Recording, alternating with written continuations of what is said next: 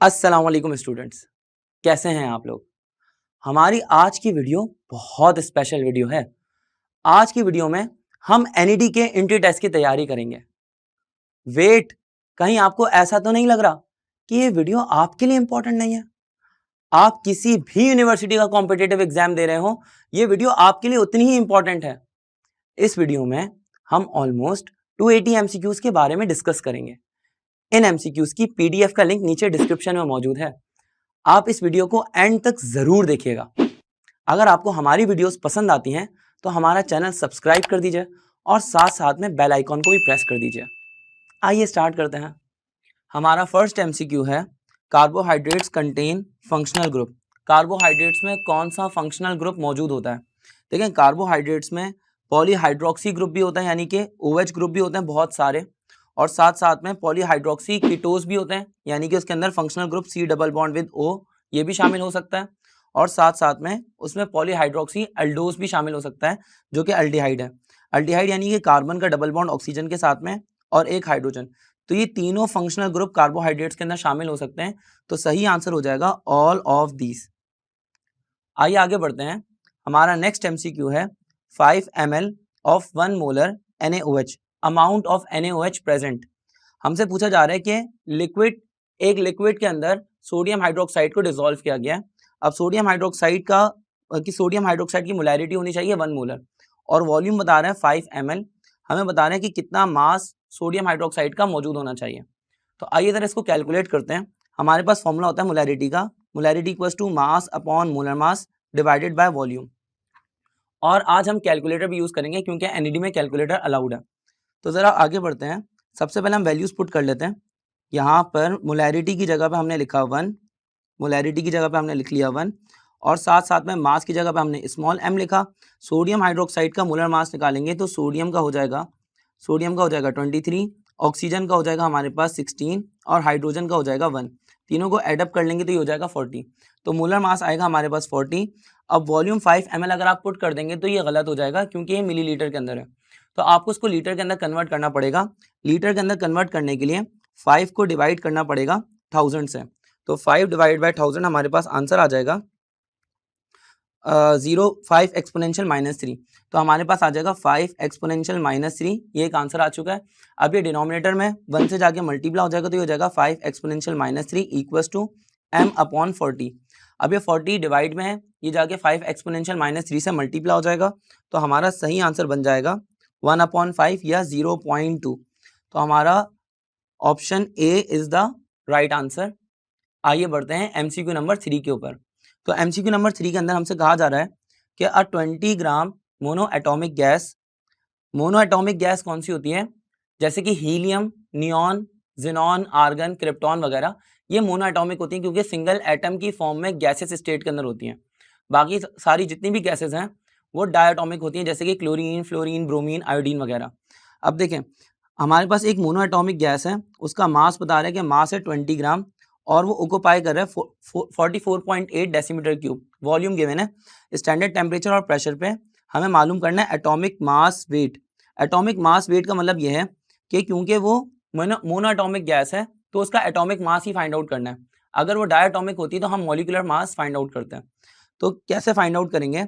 Mass given है 20 ग्राम और volume given है 44.8 डेसीमीटर क्यूब।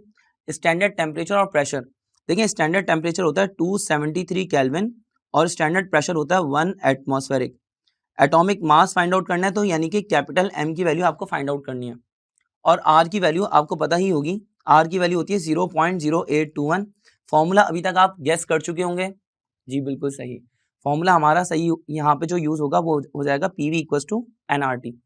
अब प्रेशर की जगह पे लगेगा 1 एटमॉस्फेरिक, वॉल्यूम की जगह पे 44.8, नंबर ऑफ मोल्स की जगह पे मास अपॉन मोलर मास, R की जगह पे 0.0821 और टेम्परेचर की जगह पे 273। यहाँ पे 44.8 अपनी जगह पर रहेगा, बाकी ये तीनों वैल्यूज यहाँ पर मल्टीप्लाई में नीचे आके डिवाइड हो जाएंगी। तो मास हमें गिवन है कितना, 20 ग्राम मल्टीप्लाई बाय, इसको दूसरे तरीके से भी सॉल्व कर सकते हैं। एक काम करें, आप मोलर मास जो डिनोमिनेटर में वो सामने लेके चले आए लेफ्ट हैंड साइड पे, तो मल्टीप्लाई में आ जाएगा, और सिर्फ 44.8 को डिनोमिनेटर में ले आए, इससे ज़्यादा आसानी से सॉल्व हो जाएगा। तो देखिए इसको कैसे करना है। 44.8 ये यहाँ पर मल्टीप्लाई में मोलर मास ऊपर आ गया, मास की जगह पे आ जाएगा 20 ग्राम, 0.0821 अपनी जगह पे आ जाएगा और यहाँ पे लिखा हुआ है 273 और 44.8 मल्टीप्लाई में था, इधर आके डिवाइड हो गया। अब इन सबको आप सॉल्व कर लें, तो जब आप सॉल्व करेंगे तो हमारा आंसर आएगा 20 मल्टीप्लाई बाय 0.0821 मल्टीप्लाई बाय 273 और डिवाइडेड बाय 44.8, तो इसका सही आंसर आएगा 10। तो मोलर मास हमारा हो जाएगा 10 ग्राम। अब ये मोलर मास नहीं है, एक्चुअली एटॉमिक मास है, वही बात जो हम डिस्कस कर चुके हैं, क्योंकि ये गैस मोनो एटॉमिक है तो कॉन्सेप्चुअली इसका मास मोलर मास या इसका मॉलिक्यूलर मास जो है वो मॉलिक्यूलर मास नहीं कहलाएगा बल्कि एटॉमिक मास कहलाएगा। आइए बढ़ते हैं एमसीक्यू नंबर 4 के ऊपर। एमसीक्यू नंबर 4 के अंदर हमसे पूछा जा रहा है कि इथाइल अल्कोहल के 1 मोल को रिक्वायर्ड है 3 मोल्स ऑफ ऑक्सीजन, तो कितने मोल्स रिक्वायर्ड होंगे ऑक्सीजन गैस के for 56 gram of ethane. Ethane के 56 ग्राम को बर्न करने के लिए ऑक्सीजन के कितने मोल्स रिक्वायर्ड होंगे। तो आप यहाँ पर ये कर सकते हैं कि इथेन का रिलेशन लगा दें ऑक्सीजन गैस के साथ में। देखिए इथेन का फॉर्मूला क्या होता है, इथेन का फॉर्मूला हो गया C2H6।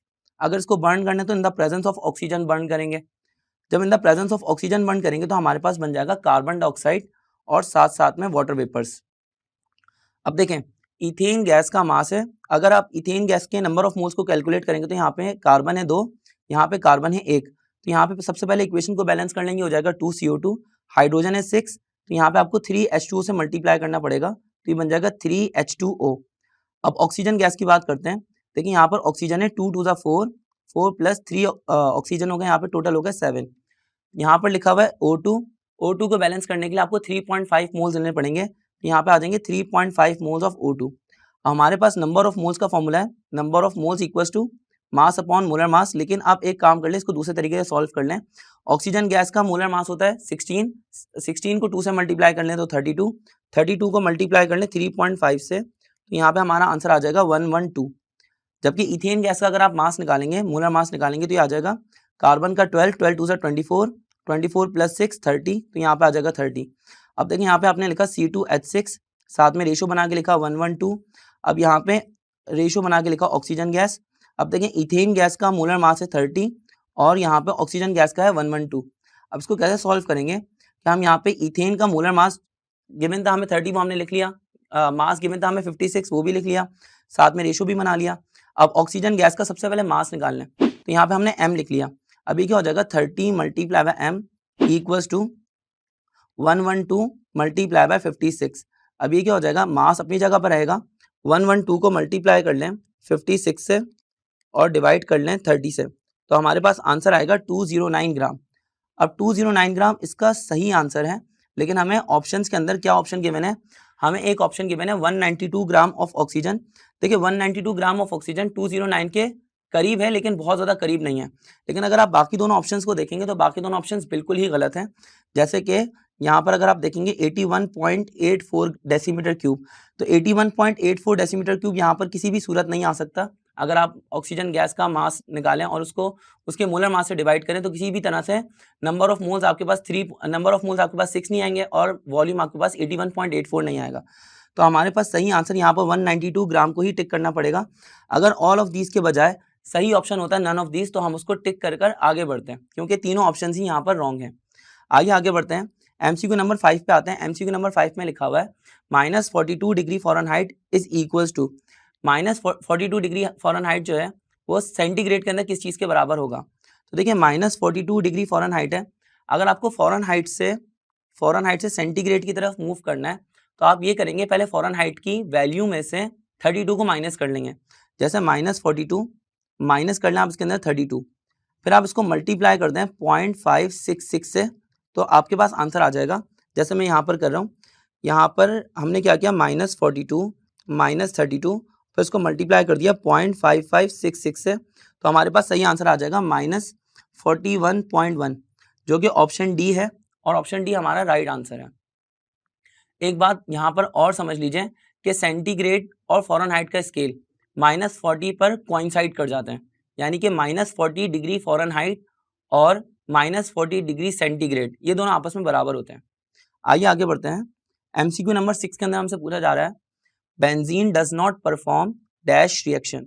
बेंजीन इसमें से कौन सा रिएक्शन परफॉर्म नहीं करता। देखिए बेंजीन ने इलेक्ट्रोफिलिक सब्स्टिट्यूशन रिएक्शन भी परफॉर्म किया है और इसको हम अपने टेक्स्ट बुक के अंदर बहुत ज़्यादा पढ़ चुके हैं। Friedel craft, acylation, alkylation, halogenation, nitration, sulphonation वगैरह वगैरह।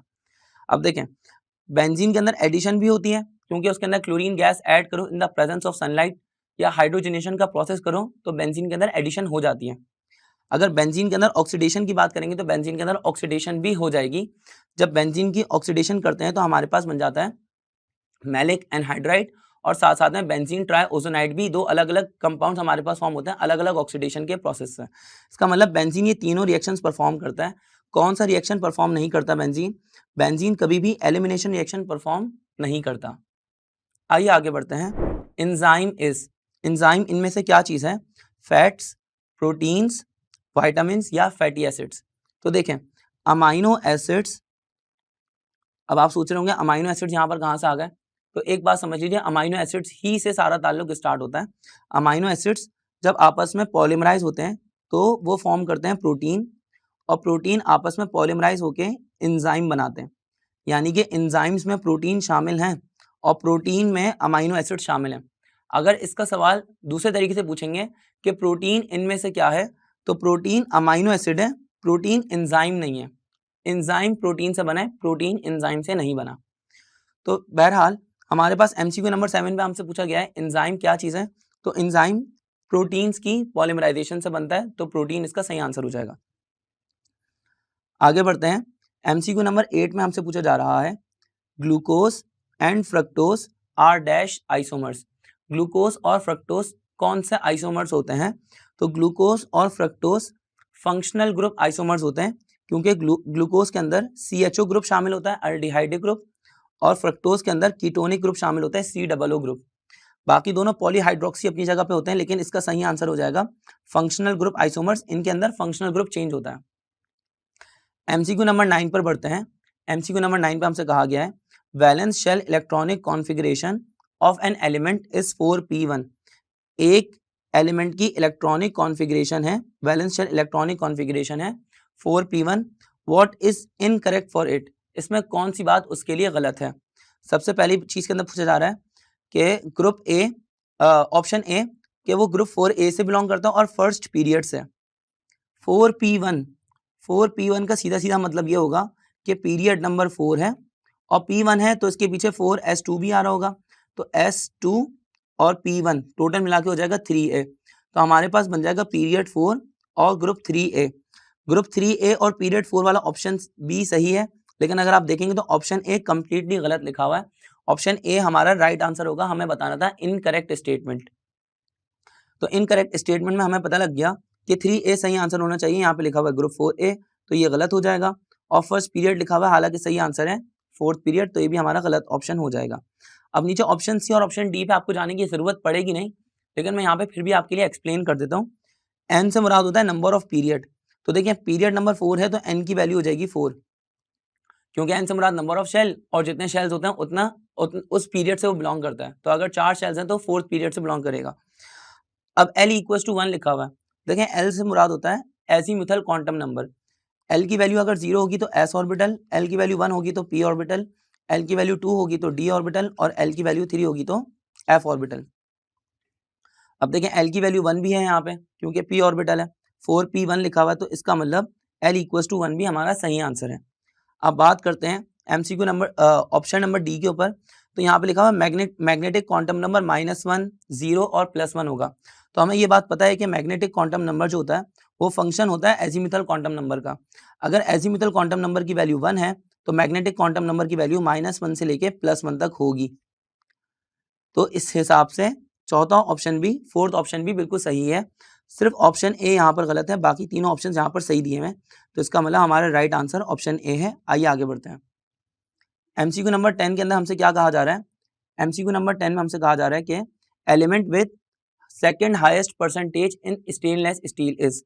वो एलिमेंट जिसके अंदर स्टेनलेस स्टील में वो एलिमेंट जिसकी हाईएस्ट परसेंटेज है, वो एलिमेंट कौन सा है? तो वो एलिमेंट है क्रोमियम, क्योंकि सबसे हाईएस्ट परसेंटेज होती है आयरन की। हाईएस्ट परसेंटेज होती है आयरन की परसेंटेज 70% से ज़्यादा होती है। अब क्रोमियम की परसेंटेज और निकेल की परसेंटेज डिपेंड करता है कि आप कौन सी ग्रेड का स्टील ले रहे हैं। अगर आपको बहुत ज़्यादा स्ट्रेंथ का यानी बहुत ज़्यादा मजबूती वाला स्टील चाहिए तो उसके अंदर आयरन की कॉम्पोजिशन और ज़्यादा बढ़ जाएगी।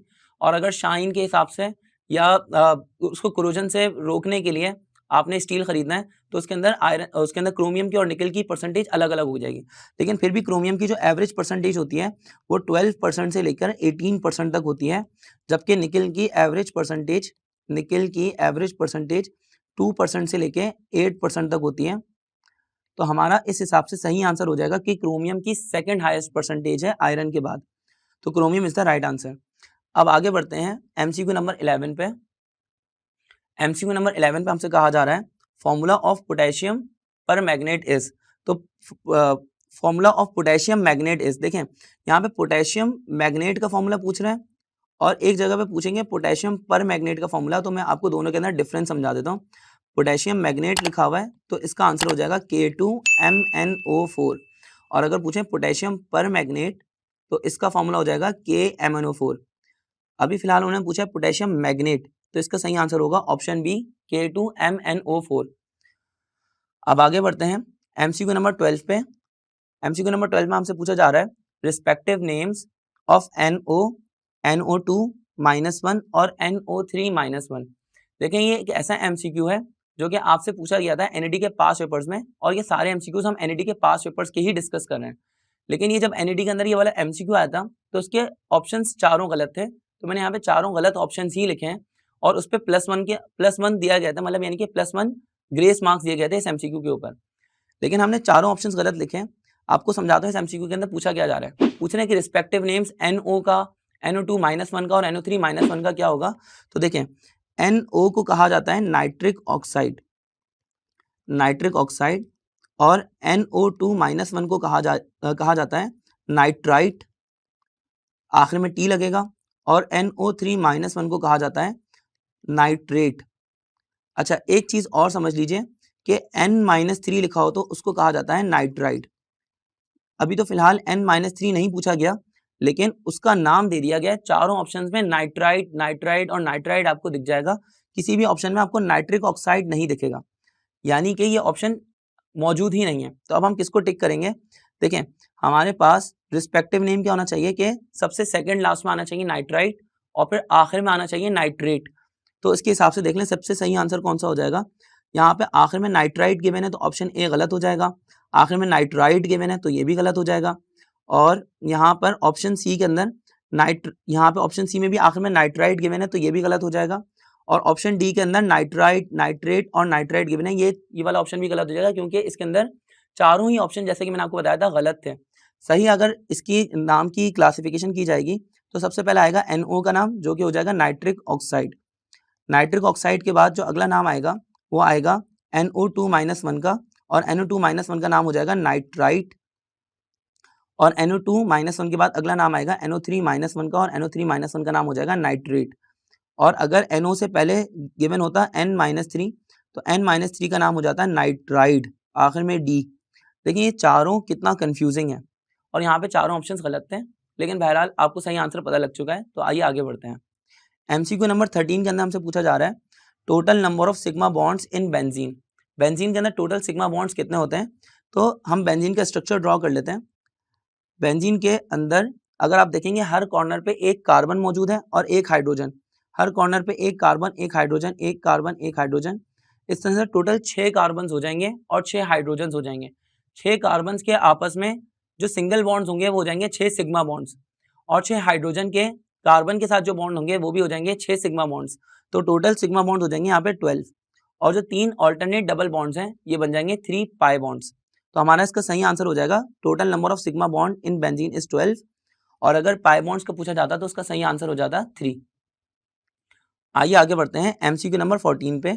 तो एमसीक्यू नंबर 14 में हमसे पूछा जा रहा है carbohydrates are mainly composed of. Carbohydrates इनमें से किस चीज से मिलकर बनते हैं। तो कार्बोहाइड्रेट्स मिलकर बनते हैं कार्बन, हाइड्रोजन और ऑक्सीजन से मिलकर। आगे बढ़ते हैं एमसीक्यू नंबर 15 में हमसे पूछा जा रहा है प्रोटीन इज डैश। प्रोटीन इसमें से क्या चीज है। तो प्रोटीन हमने पढ़ा था कि प्रोटीन एंजाइम नहीं होते, प्रोटीन अमाइनो एसिड से मिलकर बनते हैं। प्रोटीन कैटलिस्ट भी नहीं होते हैं, प्रोटीन कार्बोहाइड्रेट्स भी नहीं है, एंजाइम भी नहीं है। एंजाइम्स प्रोटीन से मिलके बनते हैं, लेकिन प्रोटीन एंजाइम से मिलके नहीं बनते, प्रोटीन अमाइनो एसिड से मिलके बनते हैं। तो सही आंसर होगा इसका नन ऑफ दीज। आइए आगे बढ़ते हैं। एमसीक्यू नंबर 16 में हमसे पूछा जा रहा है which of the following is the wrong configuration, इसमें कौन सी रॉन्ग कॉन्फ़िगरेशन है। देखिए सबसे पहली इलेक्ट्रॉनिक कॉन्फ़िगरेशन है 1s2 2s2 2p6 3s2 और 3p3। इस इलेक्ट्रॉनिक कॉन्फ़िगरेशन में कोई मसला नहीं है, इसलिए ये हमारा राइट आंसर भी नहीं है। हमें बताना है रॉन्ग ऑप्शन। अब आगे बढ़ते हैं। अब MCQ number option number B के अंदर पूछा जा रहा है 1s2 2s2 2px2 2py1 और 2pz1। इस इलेक्ट्रॉनिक कॉन्फ़िगरेशन के अंदर भी हुंड्स रूल को फॉलो किया जा रहा है, यानी कि पहले px फिर py और pz के अंदर इक्वल इलेक्ट्रॉन्स आएंगे, फिर उसके बाद वापसी दोबारा px के अंदर एक और इलेक्ट्रॉन आएगा। तो हुंड्स रूल यहाँ पर फॉलो हो रहा है। इस इलेक्ट्रॉनिक कॉन्फ़िगरेशन में भी कोई मसला नहीं है, तो इसलिए ये भी हमारा सही आंसर नहीं है।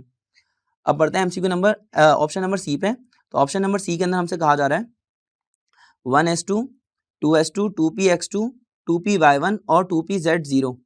अब ये इलेक्ट्रॉनिक कॉन्फ़िगरेशन रॉन्ग है और यही हमारा सही आंसर भी है। इसकी वजह ये है कि सबसे पहले अगर आप देखेंगे तो 1s2 2s2 2px2 और 2py1 फिर 2pz0 लिखा हुआ है, जबकि हुंड्स रूल ये कहता है कि इलेक्ट्रॉन्स को अगर डीजेनरेट ऑर्बिटल्स अवेलेबल हैं, डीजेनरेट ऑर्बिटल्स होने का मतलब यह है कि सेम एनर्जी वाले ऑर्बिटल्स अवेलेबल हैं, तो इलेक्ट्रॉन्स अलग अलग रहना पसंद करेंगे बजाय ये के साथ रहें। तो px और px के अंदर 2 इलेक्ट्रॉन्स हैं, ये एक साथ रहना पसंद नहीं करेंगे, जबकि pz खाली पड़ा हुआ है। तो अब ये क्या करेंगे कि px में से एक इलेक्ट्रॉन जंप करके चले आएगा pz के अंदर, और इस तरह से इलेक्ट्रॉनिक कॉन्फ़िगरेशन हो जाएगी 1s2 2s2 2px1 2py1 और 2pz1। ये सही इलेक्ट्रॉनिक कॉन्फ़िगरेशन होगी। ऊपर वाली इलेक्ट्रॉनिक कॉन्फ़िगरेशन हुंड्स रूल को फॉलो नहीं कर रही, इसलिए हमारा सही आंसर है, क्योंकि हमें रॉन्ग ऑप्शन बताना था। तो option C is the right answer. आइए आगे बढ़ते हैं। एमसीक्यू नंबर 17 में हमसे पूछा जा रहा है for exothermic reactions the enthalpies of reactants are. देखिए एक्सोथर्मिक रिएक्शंस के अंदर जो रिएक्टेंट्स की एंथैल्पीज हैं वो ज़्यादा होती हैं प्रोडक्ट से, कम होती हैं प्रोडक्ट से, या प्रोडक्ट के बराबर होती हैं, या कोई भी ऑप्शन ठीक नहीं है। इन चारों ऑप्शन में से हमें बताना है। अगर आप एक्सोथर्मिक रिएक्शन के अंदर फोकस करेंगे तो एक्सोथर्मिक रिएक्शंस के अंदर रिएक्टेंट्स की एंथैल्पी बहुत ज़्यादा होती है। अब एक्सोथर्मिक रिएक्शन में रिएक्टेंट्स प्रोडक्ट बनाने से पहले हीट लॉस करते हैं, और हीट लॉस करने के बाद वो कन्वर्ट हो जाते हैं प्रोडक्ट्स के अंदर। तो इसका मतलब ये हुआ कि रिएक्टेंट्स का हीट कंटेंट या इसकी एंथैल्पी ज़्यादा होगी, और जब वो हीट लॉस कर देंगे तो जो प्रोडक्ट जो फॉर्म होंगे उनका हीट कंटेंट कम होगा। यहाँ पे हीट कंटेंट इनका कम हो जाएगा। इसका मतलब ये है कि रिएक्टेंट्स की एंथैल्पी ज़्यादा है और प्रोडक्ट्स की एंथैल्पी कम है, तो higher than the products is the right answer. MCQ number 18 की तरफ बढ़ते हैं। एमसीक्यू नंबर 18 में हमसे पूछा जा रहा है number of secondary hydrogen in two three dimethyl butane is. Two three dimethyl butane के अंदर कितने सेकेंडरी हाइड्रोजन होंगे, तो उसके लिए हमें सबसे पहले ये पता करना पड़ेगा कि यहाँ पे सेकेंडरी कार्बन कितने हैं। जितने सेकेंडरी कार्बन होंगे फिर उसके हिसाब से ये देखा जाएगा कि उस कार्बन एटम के साथ कितने हाइड्रोजन एटम्स अटैच्ड हैं। तो सेकेंडरी कार्बन के साथ जितने हाइड्रोजन अटैच होंगे वो कहलाएंगे सेकेंडरी हाइड्रोजन। सबसे पहले इसका स्ट्रक्चर बना लेते हैं। 2,3-डाइमिथाइल ब्यूटेन के अंदर 4 कार्बन सबसे पहले आप ड्रॉ कर लीजिए। अब यहाँ पर सबसे पहले कार्बन 2,3-डाइमिथाइल ब्यूटेन लिखा हुआ तो 1 2 3 4, सेकेंड पोजीशन पर आएगा एक मिथाइल और थर्ड पोजीशन पर एक और मिथाइल ग्रुप अटैच हो जाएगा। इसके बाद आप ये करिए कि वैलेंसीज कंप्लीट कर लीजिए। यहाँ पर आ जाएंगे 3 हाइड्रोजन, यहाँ पर 1 हाइड्रोजन आएगा, यहाँ पर 1 हाइड्रोजन आएगा और यहाँ पर 3 हाइड्रोजन आएंगे। अब आप यहाँ पर ये मालूम करें कि सेकेंडरी कार्बन कितने हैं। तो सबसे पहले सेकेंडरी कार्बन मालूम करने के लिए ये देखें कि कौन सा कार्बन एटम सराउंडिंग में 2 कैटेनेटेड कार्बन एटम के साथ अटैच्ड है। तो देखें अगर इस वाले कार्बन की बात करें, ये वाला कार्बन सराउंडिंग में सिर्फ एक कार्बन एटम के साथ अटैच है, तो ये वाला कार्बन कहलाएगा प्राइमरी कार्बन। अगर इस कार्बन की बात करेंगे तो ये कार्बन सराउंडिंग में 3 कार्बन एटम के साथ अटैच्ड है, इसीलिए ये वाला कार्बन कहलाएगा टर्शियरी कार्बन। और अगर हम बात करें इस कार्बन एटम की, तो ये कार्बन एटम भी सराउंडिंग में 3 कार्बन एटम के साथ अटैच्ड है, तो ये वाला कार्बन भी कहलाएगा टर्शियरी कार्बन एटम। अभी तक कोई सेकेंडरी कार्बन मिला नहीं है हमें। अब देखें इस वाले कार्बन एटम की बात करेंगे तो ये वाला कार्बन एटम सराउंडिंग में सिर्फ एक कार्बन एटम के साथ डायरेक्टली अटैच्ड है, तो ये वाला कार्बन एटम कहलाएगा प्राइमरी कार्बन एटम। ये वाला कार्बन एटम भी प्राइमरी है और ये वाला कार्बन एटम भी प्राइमरी है, यानी कि एक भी सेकेंडरी कार्बन हमें यहाँ पर मिला ही नहीं। जब कोई भी सेकेंडरी कार्बन है ही नहीं तो सेकेंडरी हाइड्रोजन भी नहीं होगा। तो हमारा सही आंसर हो जाएगा नन ऑफ दीज, कोई भी आंसर ठीक नहीं है। अब आगे बढ़ते हैं एमसीक्यू नंबर 19 के ऊपर। तो एमसीक्यू नंबर 19 के अंदर हमसे कहा जा रहा है नॉन पोलर सॉल्वेंट इज, इसमें कौन सा नॉन पोलर सॉल्वेंट है? तो देखिए SN1 जो होता है वो पोलर सॉल्वेंट रखता है और SN2 जो होता है वो रखता है नॉन पोलर सॉल्वेंट। अगर E1 की बात करें तो E1 के अंदर भी पोलर सॉल्वेंट होता है, और अगर E2 होता तो E2 के अंदर होता है नॉन पोलर सॉल्वेंट। यहाँ पे हमारे पास ऑप्शंस के अंदर E2 मौजूद ही नहीं है, तो इसीलिए हमारा सही आंसर हो जाएगा SN2। SN2 रिएक्शन के अंदर नॉन पोलर सॉल्वेंट्स होते हैं, तो SN2 is the right answer. आइए आगे बढ़ते हैं एमसीक्यू नंबर 20 पे। तो एमसीक्यू नंबर 20 के अंदर हमसे कहा जा रहा है C5H10 is the molecular formula of. C5H10 इसमें से किस चीज का मॉलिक्यूलर फॉर्मूला है? साइक्लोपेंटेन का, साइक्लोहेक्सेन का, या पेंटीन का, या बोथ A एंड C? देखिए सबसे पहले रॉन्ग ऑप्शन को एलिमिनेट करें। C5 मतलब 5 कार्बन, अब 5 कार्बन है तो साइक्लोहेक्सेन तो नहीं हो सकता, ऑप्शन बी कंप्लीटली गलत आंसर है।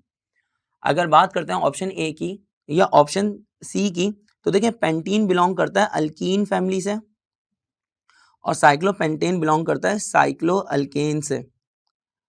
साइक्लो अल्केन्स का जनरल फॉर्मूला होता है CnH2n और यही जनरल फॉर्मूला होता है अल्कीन का, यानी दोनों का जनरल फॉर्मूला सेम होता है।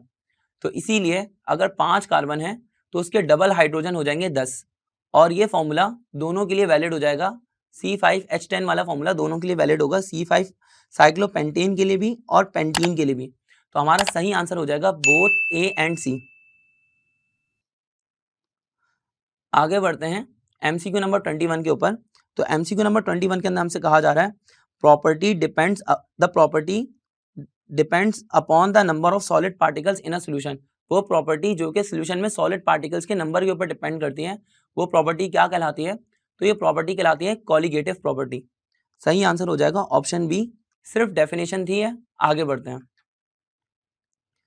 एमसीक्यू नंबर 22 के अंदर हमसे कहा जा रहा है long chain of carboxylic acid is called. Carboxylic acid की जो लॉन्ग चेन होती है इनको क्या कहा जाता है? इनको कहा जाता है फैटी एसिड्स।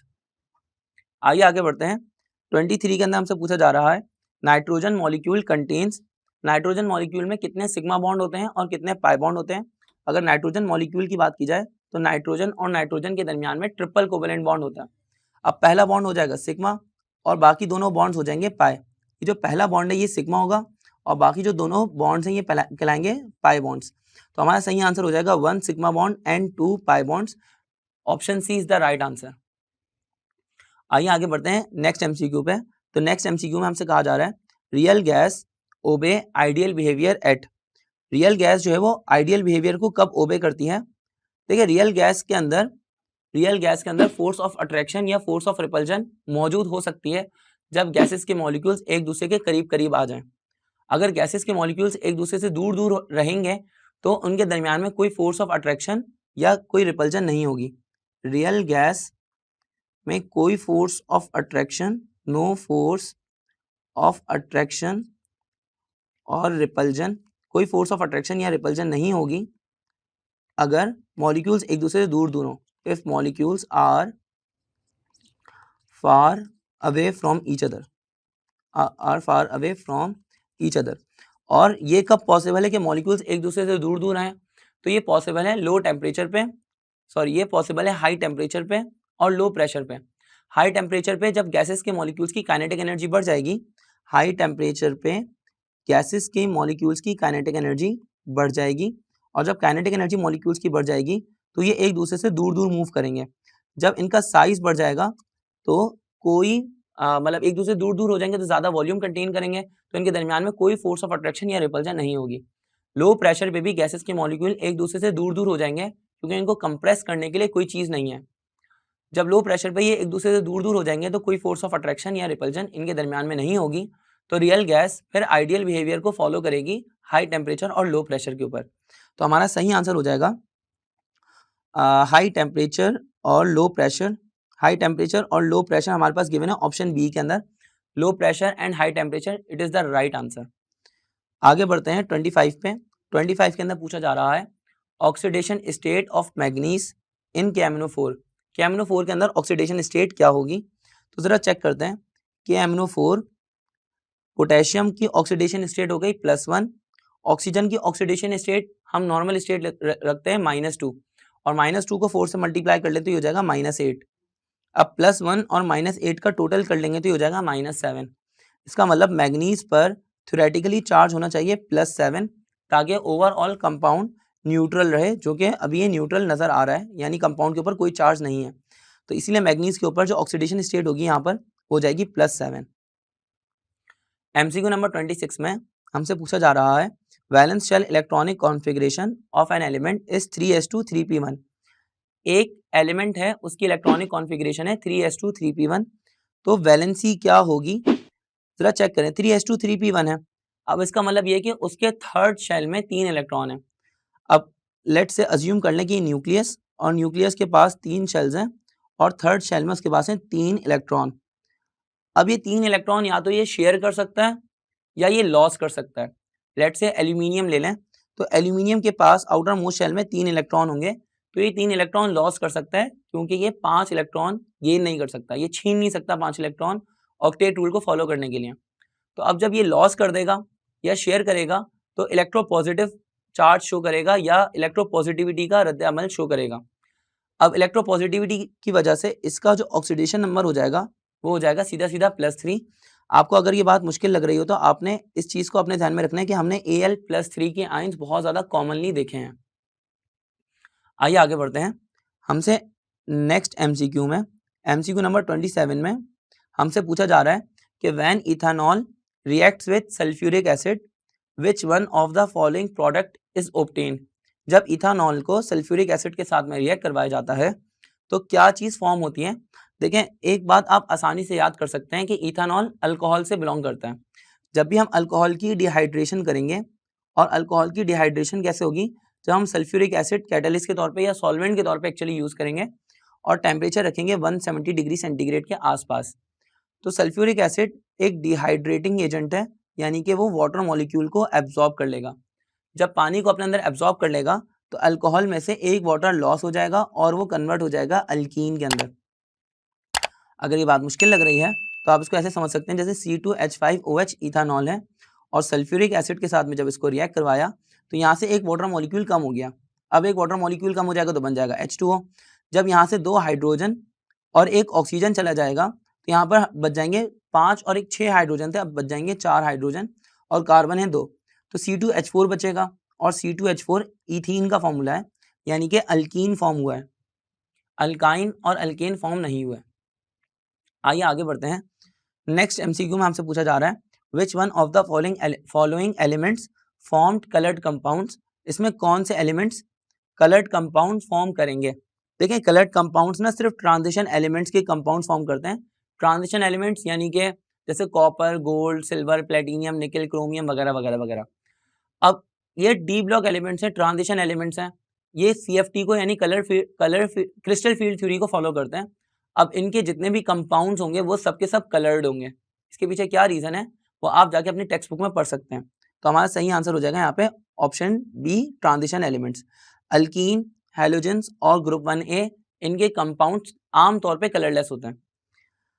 आगे बढ़ते हैं MCQ नंबर 19 के ऊपर। तो MCQ नंबर 19 के अंदर हमसे पूछा जा रहा है molecular formula of vinegar is. Vinegar का मॉलिक्यूलर फॉर्मूला क्या होता है? देखिए, विनेगर कहते हैं सिरके को, यानी कि एसिटिक एसिड इसके अंदर शामिल होता है, ये हमारे घर के अंदर मौजूद होता है लाजमी तौर पे, और एसिटिक एसिड का फॉर्मूला होता है CH3COOH। तो सही आंसर हो जाएगा ऑप्शन बी। नेक्स्ट MCQ के अंदर हमसे पूछा जा रहा है 30 के अंदर how many molecules of water in 36 gram of H2O। Water के 36 ग्राम में कितने नंबर ऑफ मॉलिक्यूल्स शामिल हैं? तो देखें, बहुत आसान है। अगर वाटर की बात करें तो वाटर का मोलर मास सबसे पहले आप निकाल लें, वाटर का मोलर मास हो जाएगा 18। अब देखें, नंबर ऑफ मोल्स निकालें, नंबर ऑफ मोल्स निकालने का फॉर्मूला होता है मास अपॉन मोलर मास। मास आपको गिवन है 36 और मोलर मास आपको गिवन है 18, तो ये क्या हो जाएगा, नंबर ऑफ मोल्स आ जाएंगे हमारे पास 2। जब 2 मोल्स आ गए तो आपने इसको मल्टीप्लाई कर देना है एवोगाड्रोस नंबर से। तो एवोगाड्रो नंबर होता है 6.02 एक्सपोनेंशियल 23, जब आप नंबर 2 को मल्टीप्लाई कर देंगे 6.02 एक्सपोनेंशियल 23 से, कैलकुलेटर से आप ये चीज़ कर सकते हैं, तो हमारे पास सही आंसर आ जाएगा 1.204 एक्सपोनेंशियल 24। तो वो हमारा सही आंसर हो जाएगा, यानी कि ऑप्शन ए। ऑप्शन ए के अंदर लिखा है 1.2 एक्सपोनेंशियल 24, ऑप्शन बी में 12 एक्सपोनेंशियल 24 लिखा हुआ है, इसलिए वो गलत ऑप्शन है। ऑप्शन सी में 1.2 एक्सपोनेंशियल 23 लिखा हुआ है, इसलिए वो भी गलत ऑप्शन है। और ऑप्शन डी के अंदर 6.02 एक्सपोनेंशियल 23 लिखा हुआ है, तो वो तो ऑलरेडी गलत है। आइए आगे बढ़ते हैं एमसीक्यू नंबर 31 के ऊपर। एमसीक्यू नंबर 31 में हमसे पूछा जा रहा है, at equilibrium concentration of product and reactants are equal, या rate of forward and reverse reaction are equal, reaction ceases या रिएक्शन स्टॉप्ड। तो हमें पता है इक्विलिब्रियम स्टेट पे रेट ऑफ फॉरवर्ड रिएक्शन और रेट ऑफ बैकवर्ड रिएक्शन ये बराबर होते हैं, तो इसलिए हमारा ऑप्शन सी राइट आंसर होगा। नेक्स्ट एमसीक्यू में हमसे पूछा जा रहा है, in 18 gram of glucose number of moles of carbon is. Carbon के कितने मोल्स होंगे 18 ग्राम ऑफ ग्लूकोज में? तो आइए जरा चेक करते हैं। सबसे पहले ग्लूकोज का फॉर्मूला लिख लें। ग्लूकोज का फॉर्मूला होता है C6, एक सेकेंड, ग्लूकोज का फॉर्मूला होता है C6H12 और O6। देखिए आप ये कर सकते हैं कि आपको मास गिवन है ग्लूकोज का, तो आप ग्लूकोज के नंबर ऑफ मोल्स निकाल लें। जितने नंबर ऑफ मोल्स ग्लूकोज के होंगे उतने ही number of moles carbon atoms के भी होंगे। अगर आपको कार्बन एटम का मास गिवन होता तो आप सिर्फ कार्बन एटम के मोलर मास से डिवाइड करते हैं और आपको कार्बन के मोल्स पता लग जाते हैं। लेकिन क्योंकि अभी पूरा ग्लूकोज का मास गिवन है तो आपको पूरे मोलर मास से डिवाइड करना पड़ेगा। मास गिवन है हमें 18 ग्राम, मोल्स निकालने का फॉर्मूला होता है number of moles equals to mass upon molar mass. जब आप C6H12O6 का मोलर मास निकालेंगे तो हो जाएगा 180, तो number of moles equals to 18 divided by 180 करेंगे तो ये आंसर आ जाएगा 0.1 मोल्स। अब 0.1 मोल्स ग्लूकोज के हैं तो कार्बन एटम के भी 0.1 मोल्स हो जाएंगे। ये हमारा राइट आंसर है ऑप्शन ए। एमसीक्यू नंबर 33 के अंदर हमसे कहा जा रहा है, general formula of amide is. Amide का जनरल फॉर्मूला क्या होता है? तो देखिए अमाइड का जनरल फॉर्मूला होता है कि सबसे पहले अल्काइल ग्रुप लगा होगा, अल्काइल ग्रुप के साथ कार्बन, कार्बन के साथ डबल बॉन्ड होगा ऑक्सीजन का, और फिर इस कार्बन के साथ NH2 ग्रुप अटैच होगा। अब अमाइन ग्रुप है NH2, और NH2 के साथ में जब COO ग्रुप आके अटैच हो जाएगा तो ये कहलाएगा अमाइड ग्रुप, यानी कि option A is the right answer. आइए आगे बढ़ते हैं एमसीक्यू नंबर 34 के ऊपर। एमसीक्यू नंबर 34 के अंदर हमसे कहा जा रहा है, polymer formed with 2 different monomers. वो पॉलीमर जो कि 2 डिफरेंट मोनोमर्स से मिलकर बनता है, वो पॉलीमर कौन सा है? सबसे पहला ऑप्शन है PVC। PVC का मतलब है पॉलीविनाइल क्लोराइड। ये PVC पाइप जो हमारे घर के अंदर लगे होते हैं, ये उसके बारे में बात हो रही है। और हम सबको पता है कि ये विनाइल क्लोराइड से मिलकर बनता है, विनाइल क्लोराइड की पॉलीमराइजेशन से, इसके नाम से ही जाहिर है। अब विनाइल क्लोराइड तो एक मोनोमर है, इसीलिए ऑप्शन ए गलत ऑप्शन हो जाएगा। अब पॉलीथाइलीन लिखा हुआ है, पॉलीथाइलीन भी इथीन से मिलकर बनता है, तो ये भी रॉन्ग ऑप्शन हो जाएगा। अगर हम बात करें स्टार्च की, तो स्टार्च ग्लूकोज से मिलकर बनता है सिर्फ, तो इसीलिए ये ऑप्शन डी भी गलत हो जाएगा। तो सही आंसर हमारे पास बचेगा ऑप्शन सी, नाइलॉन। आइए आगे बढ़ते हैं एमसीक्यू नंबर 35। नेक्स्ट एमसीक्यू में हमसे पूछा जा रहा है, इन द हाइड्रोलिसिस, हाइड्रोलिसिस के प्रोसेस में पीएच कांस्टेंट रहती है, वाटर फॉर्म होता है, या पीएच चेंज हो जाती है, या वाटर एवापोरेट हो जाता है। देखिए हमें पता है हाइड्रोलिसिस के प्रोसेस में जब कोई भी कंपाउंड वाटर के साथ में रिएक्ट करता है तो वाटर की पीएच को चेंज कर देता है और कोई एसिडिक या बेसिक सोल्यूशन फॉर्म करता है। तो इसलिए इसका सही आंसर हो जाएगा पीएच चेंज। पीएच कांस्टेंट नहीं रहती, वाटर फॉर्म नहीं होता बल्कि वाटर के साथ में रिएक्ट करवाया जाता है, और वाटर एवापोरेट नहीं होता, अगेन वाटर के साथ में रिएक्ट करवाया जाता है। तो आइए आगे बढ़ते हैं। एमसीक्यू नंबर 36 में हमसे पूछा जा रहा है, hydrocarbon compounds is oxidise to form. जो हाइड्रोकार्बन्स हैं अगर उनको ऑक्सीडाइज करवाया जाए तो वो किस चीज़ के अंदर कन्वर्ट होते हैं? यहाँ पे ऑक्सीडाइज से मुराद एक्चुअली उनका कंबस्शन रिएक्शन है, कि जब उसको प्रेजेंस ऑफ ऑक्सीजन के अंदर बर्न किया जाता है तो हाइड्रोकार्बन कंपाउंड्स आमतौर पे क्या चीज़ फॉर्म करते हैं? तो इसका सही आंसर है कार्बन डाइऑक्साइड और वाटर। एमसीक्यू नंबर 37 के अंदर हमसे पूछा जा रहा है, which one of the following molecule is linear. इसमें कौन सा मॉलिक्यूल लीनियर है? सबसे पहले है वाटर। देखिए वाटर की शेप क्या होती है, ऑक्सीजन के पास 2 लोन पेयर होते हैं इलेक्ट्रॉन्स के, और उसने एक बॉन्ड बनाया हुआ था हाइड्रोजन से और दूसरा बॉन्ड भी हाइड्रोजन से बनाया हुआ था 2 बॉन्ड पेयर्स के साथ। तो इसकी शेप होती है एंगुलर, या जिसको हम बेंट भी कहते हैं। और अगर बेंट या एंगुलर गिवन ना हो ऑप्शन में, तो ये कहलाएगा टेट्राहेड्रल शेप, क्योंकि 4 एक्टिव सेट हैं इसके पास। अगर HCN की बात करेंगे तो HCN हमारा यहाँ पर सही आंसर भी है, क्योंकि हाइड्रोजन का पहले कार्बन के साथ में एक सिंगल कोवेलेंट बॉन्ड होता है जिसको हम एक सिग्मा बॉन्ड बोलते हैं। उसके बाद कार्बन का नाइट्रोजन के साथ में ट्रिपल कोवेलेंट बॉन्ड होता है, लेकिन क्योंकि यहाँ पर ये दोनों इलेक्ट्रॉन्स पाई बॉन्ड हैं, ये दोनों बॉन्ड्स हैं, दोनों पाई बॉन्ड्स हैं, 2 पाई बॉन्ड्स को हम नॉन एक्टिव सेट में शुमार करते हैं, तो ये हमारा जब शेप देंगे तो हम इसको काउंट नहीं करेंगे। तो होगा क्या कि हाइड्रोजन और कार्बन के दरमियान में, अब हाइड्रोजन और कार्बन के दरमियान में एक सिग्मा बॉन्ड और कार्बन और नाइट्रोजन के दरमियान में एक sigma bond, total active set हो गया 2, तो शेप हो जाएगी हमारे पास डायगोनल, या डायगोनल को लीनियर भी कहा जाता है, तो हमारा सही आंसर हो जाएगा HCN। अगर हम C2H4 की बात करेंगे तो C2H4 के अंदर कार्बन और कार्बन के दरमियान में डबल कोवेलेंट बॉन्ड होता है, लेकिन इधर अगर यूनिट ज्योमेट्री की बात की जाएगी तो ये शेप होती है ट्राइगोनल, क्योंकि कार्बन के 3 कॉर्नर्स होते हैं। अगर SO2 की बात करेंगे तो SO2 का भी सेम इसी तरह से स्ट्रक्चर होता है कि सल्फर के पास 2 लोन पेयर और फिर ऑक्सीजन के साथ में उसने 2 बॉन्ड्स बनाए हुए होते हैं, इसीलिए उसकी शेप भी एंगुलर, बेंट या टेट्राहेड्रल कहलाई जाएगी। अब ये मैंने आपको सारी शेप्स इसलिए बता दी क्योंकि इस MCQ के अंदर वेरिएशंस बहुत ज़्यादा आ सकती हैं। तो आइए आगे बढ़ते हैं। MCQ नंबर 38 के अंदर पूछते हैं dipole moment of Cl2 molecule is, chlorine molecule के अंदर डायपोल मोमेंट कितनी होगी। देखिए क्लोरीन और क्लोरीन सिमिलर एटम्स के दरमियान में कोवेलेंट बॉन्ड बन रहा है, जब सिमिलर एटम्स के दरमियान में कोवेलेंट बॉन्ड होगा तो ये कहलाएगा नॉन पोलर कोवेलेंट बॉन्ड। अगर नॉन पोलर कोवेलेंट बॉन्ड है तो पोलैरिटी यहाँ पर हो जाएगी 0। अगर पोलैरिटी 0 है तो डायपोल मोमेंट यहाँ पर मौजूद नहीं होगी। सही आंसर हो जाएगा ऑप्शन डी। MCQ नंबर 39 के अंदर हमसे पूछा जा रहा है NaHCO3 is called as, NaHCO3 क्या चीज़ कहलाती है, NaHCO3 क्या कहलाता है, तो NaHCO3 फॉर्मूला है बेकिंग सोडा का। अगर सोडा ऐश की बात करेंगे तो सोडा ऐश का फॉर्मूला होता है Na2CO3, कास्टिक सोडा का फॉर्मूला होता है NaOH और वॉशिंग सोडा का फॉर्मूला होता है Na2CO3.10H2O। तो राइट आंसर है यहाँ पे ऑप्शन ए। आगे बढ़ते हैं। MCQ नंबर 40 के अंदर हमसे पूछा जा रहा है nitrogen fertiliser used, nitrogen fertiliser किस लिए यूज की जाती है। तो देखिए नाइट्रोजन फर्टिलाइजर इनमें से फैट्स बनाने के लिए या लिपिड्स बनाने के लिए या प्रोटीन्स बनाने के लिए, कार्बोहाइड्रेट्स फॉर्म करने के लिए यूज की जाती है, ये पूछा जा रहा है। आप सिर्फ ये देख लें कि इन सारे कंपाउंड्स में नाइट्रोजन किसके अंदर शामिल होता है। नाइट्रोजन शामिल होता है अमाइनो एसिड्स में, और अमाइनो एसिड से मिलकर बनते हैं प्रोटीन, तो हमारा सही आंसर हो जाएगा प्रोटीन। अगर कार्बोहाइड्रेट की बात करेंगे तो कार्बोहाइड्रेट के अंदर कार्बन, हाइड्रोजन और ऑक्सीजन होते हैं, और सेम इसी तरह से आप फैट्स और लिपिड्स के अंदर देखेंगे तो उसके अंदर भी नाइट्रोजन शामिल नहीं होगा। सही आंसर हो जाएगा यहाँ पे प्रोटीन। आइए आगे बढ़ते हैं MCQ नंबर 41 के ऊपर। तो MCQ नंबर 41 के अंदर हमसे पूछा जा रहा है what is the volume of 1 mole of a gas at 1 atmospheric and 273 kelvin. Standard conditions given है, स्टैंडर्ड प्रेशर है और स्टैंडर्ड टेम्परेचर भी है, और हमें मास गिवन है 1 ग्राम मोल, यानी कि ये मोल्स भी हमें स्टैंडर्ड कंडीशंस में गिवन है, 1 मोल की बात की जा रही है, तो वॉल्यूम भी हम स्टैंडर्ड ले लेंगे, कोई कैलकुलेशन की ज़रूरत नहीं है, सिर्फ आप 1 सेकंड में इसका आंसर बता सकते हैं कि यहाँ पे वॉल्यूम जो हो जाएगा वो हो जाएगा 22.4 डेसीमीटर क्यूब, जो कि मोलर वॉल्यूम होता है स्टैंडर्ड कंडीशंस के ऊपर।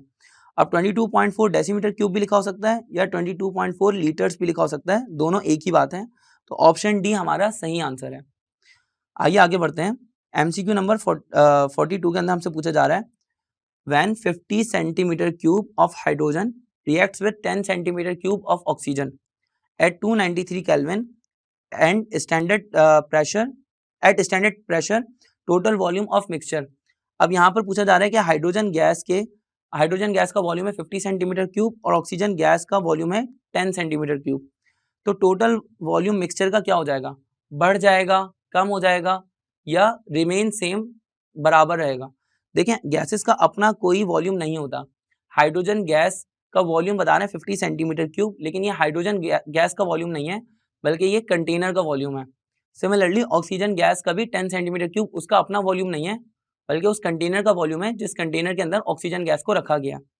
अगर दोनों को एक कंटेनर के अंदर लेकर आ जाएंगे तो होगा क्या कि 10 सेंटीमीटर क्यूब ऑक्सीजन गैस की और 50 सेंटीमीटर क्यूब लेट से हाइड्रोजन गैस की, इसको एक बड़े कंटेनर के अंदर रखा, उतने ही कंटेनर के अंदर रखा कि 50 सेंटीमीटर क्यूब का कंटेनर है लेट से, तो इस कंटेनर के अंदर दोनों गैसेस आ भी जाएंगी और दोनों गैसेस रिएक्ट भी कर लेंगी। लेकिन एक मसला ये है कि हाइड्रोजन गैस और ऑक्सीजन गैस, अगर ये दोनों गैसेस की ही फॉर्म में रहते हैं तो वॉल्यूम सेम रहता, वॉल्यूम चेंज नहीं होता, यानी कि 50 सेंटीमीटर क्यूब वॉल्यूम हमारा राइट आंसर होता। बस यहाँ पर आपको एक फर्क ये बताना है कि नॉन रिएक्टिंग गैसेस में और रिएक्टिंग गैसेस में एक डिफरेंस क्या होता है। नॉन रिएक्टिंग गैसेस में अगर लेट से 50 सेंटीमीटर क्यूब हाइड्रोजन गैस है और 10 सेंटीमीटर क्यूब ऑक्सीजन गैस है तो कंटेनर का वॉल्यूम फिर भी 50 सेंटीमीटर क्यूब ही रहता, चेंज नहीं होता। लेकिन अगर ये लोग रिएक्ट कर जाएंगे 50 सेंटीमीटर क्यूब हाइड्रोजन का और 10 सेंटीमीटर क्यूब ऑक्सीजन का, तो ये रिएक्ट करके बना लेंगे वाटर। अब वाटर के अंदर क्या होता है कि वॉल्यूम कम हो जाता है, लिक्विड शेप के अंदर जब चले जाएगा हाइड्रोजन गैस और ऑक्सीजन गैस जब लिक्विड शेप के अंदर चली जाएंगी तो वॉल्यूम कंटेनर का कम रिक्वायर करेंगी, तो हमारा सही आंसर हो जाएगा कि वॉल्यूम विल बी रिड्यूस्ड। आइए आगे बढ़ते हैं। एमसीक्यू नंबर 43 में हमसे पूछा जा रहा है 4 moles of SO2 are oxidised to SO3, how many moles of oxygen are required. SO2 के 4 मोल्स को कन्वर्ट किया जा रहा है SO3 के अंदर, तो कितने मोल्स ऑक्सीजन गैस के रिक्वायर्ड होंगे। तो जरा चेक करते हैं। 4 SO2 प्लस ऑक्सीजन गैसेस को रिएक्ट करवाया तो ये कन्वर्ट हो रहा है 4 SO3 में। कुछ भी नहीं करना आपको, सिर्फ और सिर्फ इक्वेशन को बैलेंस कर लेना है। सल्फर 4 है, यहाँ पे भी सल्फर 4 है। अगर ऑक्सीजन की बात करेंगे तो ऑक्सीजन यहाँ पर हो जाएंगे 4 3 12, जबकि यहाँ पर ऑक्सीजन कितने हैं 4 2 8। अब यहाँ पर O2 लिखा हुआ है, आपको किसी तरह से इसको 8 + 4 करके 12 कर लेना है। तो आपने यहाँ पे 2 ऑक्सीजन गैस के मोल्स ले लिए ताकि 2 O2 मिलकर 4 ऑक्सीजन बन जाएंगे। तो सही आंसर हो जाएगा कि ऑक्सीजन गैस के 2 मोल्स रिक्वायर्ड हैं। Option A is the right answer. आइए बढ़ते हैं MCQ नंबर 44 के ऊपर। MCQ नंबर 44 में हमसे कहा जा रहा है a catalyst increases the rate of reaction by.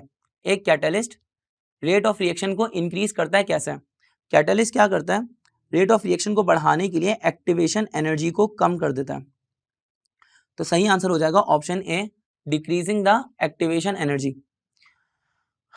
MCQ number 45 के अंदर हमसे पूछा जा रहा है for complete oxidation 1 mole of organic compound requires 3 mole of oxygen gas, what could be the formula of the compound. Compound का formula हमें बताना है। अगर उस कंपाउंड के 1 मोल को रिक्वायर्ड है 3 मोल्स ऑक्सीजन गैस के, ठीक है, ऑक्सीजन गैस के 3 मोल्स रिक्वायर्ड है और आगे जाके वो कन्वर्ट हो जाएगा कार्बन डाइऑक्साइड के अंदर और वाटर वेपर्स के अंदर। अब जरा देखें 3 मोल्स ऑक्सीजन गैस के रिक्वायर्ड हैं तो 3O2 हमने यहाँ पर लिख लिया। अब देखते हैं वो कौन सा कंपाउंड है जिसके अंदर जिसका 1 मोल ऑर्गेनिक कंपाउंड का वो उसको रिक्वायर्ड है 3 मोल्स ऑफ ऑक्सीजन गैस। तो 1 मोल कैसे बनेगा जरा चेक करते हैं। देखिए अगर हम CH3 CH2 और OH रखते हैं तो इसी में शायद हमारा आंसर आ जाएगा। कार्बन की तादाद है यहाँ पर 2, हाइड्रोजन की तादाद है यहाँ पर 3 और 2 5, 5 और 1 6, कार्बन 2, हाइड्रोजन 6 और ऑक्सीजन है यहाँ पर 1 और ये वाले 3 ऑक्सीजन मिलके हो जाएंगे 7, ऑक्सीजन है 7। यहाँ पर इक्वेशन को जस्ट बैलेंस कर लें, क्या बैलेंस हो सकती है। देखिए यहाँ पर 6 हाइड्रोजन है तो हमें यहाँ पे करना पड़ेगा 3H2O और कार्बन 2 है तो हमें यहाँ पे करना पड़ेगा 2CO2। देखिए कार्बन 2 पूरे हो गए यहाँ पर, ऑक्सीजन कितने हैं 2 2 4, 4 ऑक्सीजन और ये वाला ऑक्सीजन 3, तो 4 ऑक्सीजन प्लस 3 ऑक्सीजन कितने हो जाएंगे 7 ऑक्सीजन। ये भी बैलेंस हो रहा है, ये भी बैलेंस हो रहा है और हाइड्रोजन है 6, तो 3H2 ये हो जाएगा 6 हाइड्रोजन। तो देखिए हर तरह से ये पूरी इक्वेशन बैलेंस हो रही है, तो हमारा सही आंसर हो जाएगा ऑप्शन ए। अगर आप ऑप्शन सी को या ऑप्शन डी को ट्राई करने की कोशिश करेंगे तो इसमें आपकी इक्वेशन किसी भी तरीके से बैलेंस नहीं हो पाएगी। तो इसी तरह से आपने इक्वेशन को बैलेंस करके चेक कर लेना है। हम आगे बढ़ेंगे MCQ नंबर 46 के ऊपर। MCQ नंबर 46 के अंदर हमसे पूछा जा रहा है ammonia gas can be obtained by heating N ammonium salt with. Ammonia gas को आपने किस चीज़ के साथ में अमोनिया गैस को हमने हासिल करना है कि हम अमोनियम सॉल्ट को किस चीज़ के साथ में हीट करें कि हमें अमोनिया गैस मिल जाए। मुश्किल हो गया शायद। हम एक काम करते हैं, अमोनियम सॉल्ट को हमने ऐसी कौन सी चीज़ के साथ में रिएक्ट करवाएं कि अमोनिया गैस फॉर्म हो जाए, ये पूछा जा रहा है। तो आइए जरा चेक करते हैं। अमोनियम सॉल्ट, सबसे कॉमन जो अमोनियम सॉल्ट है वो है अमोनियम क्लोराइड NH4Cl। तो NH4Cl को आप एसिड के साथ में भी रिएक्ट करवा के देख सकते हैं HCl के साथ में, अल्कली यानी किसी बेस के साथ में NaOH के साथ में भी रिएक्ट करवा के चेक कर सकते हैं, ऑक्सीडाइजिंग या रिड्यूसिंग एजेंट के साथ में भी चेक करवा के देख सकते हैं। लेकिन आप पहले ऑप्शन ए और ऑप्शन बी से ट्राई कर लें। मैं यहाँ पर डायरेक्टली ऑप्शन बी से ट्राई करके आपको समझा देता हूँ। देखें सोडियम हाइड्रोक्साइड के साथ जब इसको रिएक्ट करवाते हैं तो हमारे पास अमोनिया गैस फॉर्म होती है। ये हमारा सही आंसर है ऑप्शन बी। कैसे वो आपको समझा देता हूँ। देखिए जब सोडियम ऑक्सीजन के साथ में रिएक्ट करेगा, सोडियम क्लोरीन के साथ में रिएक्ट करेगा तो बना लेगा NaCl। अब OH बचा, यहाँ से एक हाइड्रोजन निकाल लीजिए। एक हाइड्रोजन जब OH के साथ में रिएक्ट कर लेगा तो बना लेगा H2O। अब यहाँ पे बचेगा एक नाइट्रोजन और 3 हाइड्रोजन तो बन जाएगा अमोनिया गैस। अब अमोनिया गैस यहाँ पे फॉर्म हो जाएगी तो हमारा ऑप्शन बी राइट आंसर हो जाएगा। आप फिर भी अमोनियम क्लोराइड को अगर आप HCl के साथ में रिएक्ट करवाएंगे तो आगे जाके क्या चीज़ फॉर्म होगी, ज़रा उसको देख लेते हैं। हमारे पास आगे जाके ये रिएक्शन ही नहीं होगा क्योंकि अमोनियम क्लोराइड भी एक एसिडिक सॉल्ट है और हाइड्रोक्लोरिक एसिड भी एक एसिड है, तो आगे जाके रिएक्शन प्रोसीड नहीं होगा।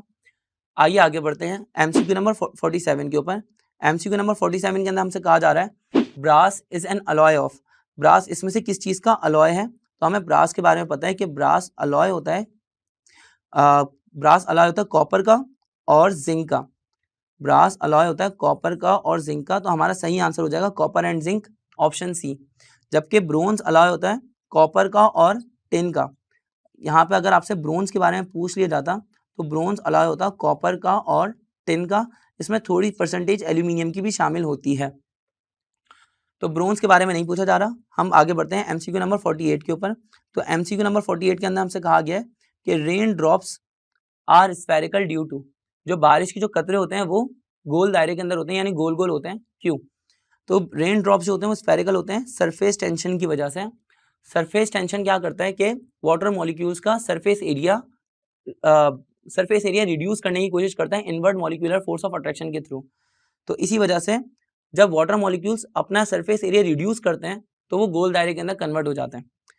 आगे बढ़ते हैं 49 के अंदर पूछा जा रहा है फ्लोरीन, क्लोरीन, ब्रोमीन और आयोडीन सेम ग्रुप से बिलोंग करते हैं। अब ये सिमिलैरिटी शो करेंगे प्रॉपर्टीज के अंदर किस वजह से, तो इसका सही आंसर है इलेक्ट्रॉनिक कॉन्फ़िगरेशन। जब इनकी वैलेंस शेल इलेक्ट्रॉनिक कॉन्फ़िगरेशन एक जैसी होगी तो इलेक्ट्रॉनिक कॉन्फ़िगरेशन सेम होने की वजह से केमिकल प्रॉपर्टीज भी एक जैसी शो करेंगे। डेंसिटी इनकी एक जैसी नहीं हो सकती, उसकी वजह यह है कि डेंसिटी डिपेंड करती है मॉलिक्यूलर मास के ऊपर और सबका मोलर मास या एटॉमिक मास सेम नहीं है। सिमिलरली साइज भी इनका सेम नहीं है। बॉइलिंग पॉइंट भी फिजिकल प्रॉपर्टी है और वो डिपेंड करता है एटॉमिक मास के ऊपर। अब एटॉमिक मास सबका सेम नहीं है तो इसीलिए सबकी फिजिकल प्रॉपर्टीज अलग अलग होंगी। आइए आगे बढ़ते हैं MCQ नंबर 50 के ऊपर। MCQ नंबर 50 के अंदर हमसे कहा जा रहा है कि when any solid is changes to gas without melting the process is said to be. जब एक सॉलिड किसी गैसियस स्टेट के अंदर चेंज हो जाएगा और मेल्टिंग का प्रोसेस उसके अंदर नहीं होगा तो ये प्रोसेस क्या कहलाएगा, ये प्रोसेस कहलाता है सब्लिमेशन। सब्लिमेशन के अंदर सॉलिड डायरेक्टली गैस में कन्वर्ट हो जाता है। अगर सॉलिड कन्वर्ट हो लिक्विड में तो प्रोसेस कहलाएगा मेल्टिंग। आइए आगे बढ़ते हैं MCQ नंबर 51 के ऊपर। MCQ नंबर 51 के नाम से कहा जा रहा है 51 के नाम से कहा जा रहा है dipole moment of CO2 is zero. अगर डायपोल मोमेंट जीरो है तो स्ट्रक्चर क्या होगा? देखें डायपोल मोमेंट को हम म्यू से शो करते हैं। अगर डायपोल मोमेंट जीरो है तो इसकी दो वजूहात हो सकती हैं। पहली वजह यह है कि लीनियर स्ट्रक्चर है, या दूसरी वजह यह है कि सिमेट्रिकल स्ट्रक्चर है। तीसरी वजह एक और भी हो सकती है, वो ये कि नॉन पोलर हो। तो तीनों कंडीशंस की वजह से डायपोल मोमेंट जीरो होती है।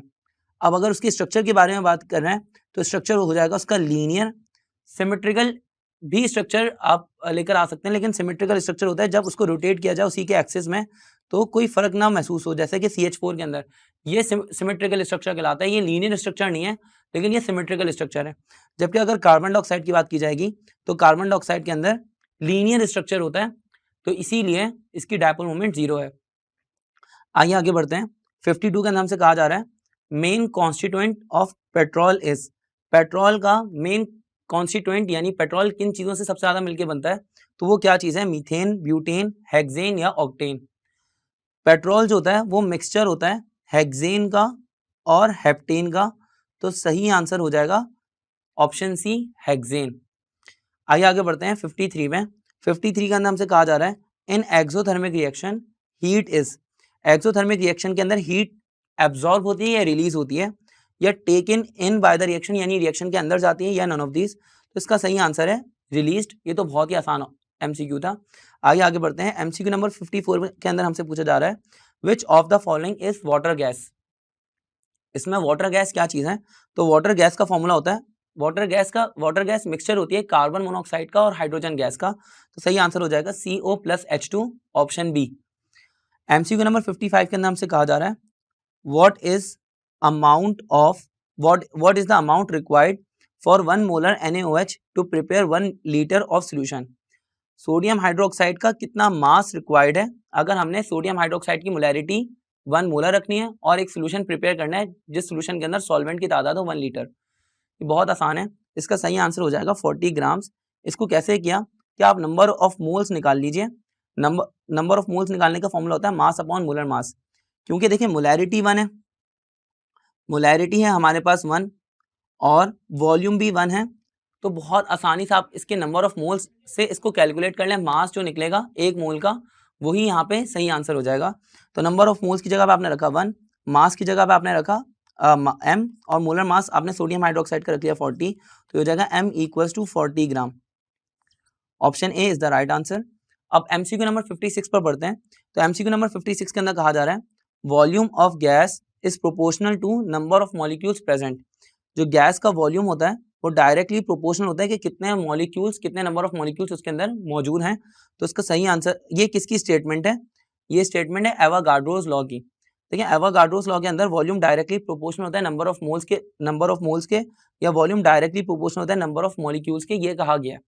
जबकि चार्ल्स लॉ के अंदर कहा गया कि वॉल्यूम डायरेक्टली प्रोपोर्शनल है टेम्परेचर के, जो कि यहाँ पे पूछा नहीं गया है, और वॉल्यूम इनवर्सली प्रोपोर्शनल होता है प्रेशर के, ये कहा गया है बॉयल्स लॉ के अंदर। आगे बढ़ते हैं। एमसीक्यू नंबर 57 के अंदर हमसे पूछा जा रहा है formula of xylene is. Xylene का फॉर्मूला क्या होता है। ज़ाइलीन हमारे पास 3 टाइप के होते हैं, एक ऑर्थोज़ाइलीन, पैराज़ाइलीन और एक होता है मेटाज़ाइलीन। लेकिन फिर भी सबसे मोस्ट कॉमन होता है पैराज़ाइलीन और इन सबके फॉर्मूला सेम है। इन सबके फॉर्मूलाज के अंदर क्या होता है कि सबसे पहले आप बेंजीन रिंग फॉर्म कर लें, बेंजीन रिंग के टॉप पर एक CH3 लगा लें, अगर पैराज़ाइलीन है तो नीचे भी एक CH3 लग जाएगा।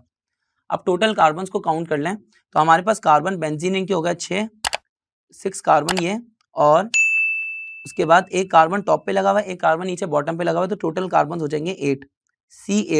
C8 वाला कौन सा ऑप्शन है इसके अंदर, यहाँ पर कोई C8 वाला ऑप्शन नहीं नजर आ रहा, लेकिन अगर आप इस ऑप्शन के अंदर देखेंगे तो इस ऑप्शन के अंदर लिखा हुआ है C6H4 और साथ में CH3 ट्वाइस। इसका मतलब यही है कि हमारे पास कार्बन 2 तो ये हो गए और फिर 6 कार्बन ये हो गए, यानी कि टोटल 8 कार्बन। तो यही हमारा सही आंसर होगा। बाकी कहीं पर भी आपको 8 कार्बन नहीं दिख रहा है। यहाँ पे C6H6 यानी बेंजीन का फॉर्मूला भी गलत, नाइट्रोबेंजीन का फॉर्मूला है और ये भी गलत, और ये फॉर्मूला है फिनॉल का फॉर्मूला भी यहाँ पे गलत लिखा हुआ है। नाइट्रोबेंजीन का फॉर्मूला है C6H5NO2, तो ये तीनों ऑप्शंस गलत हैं।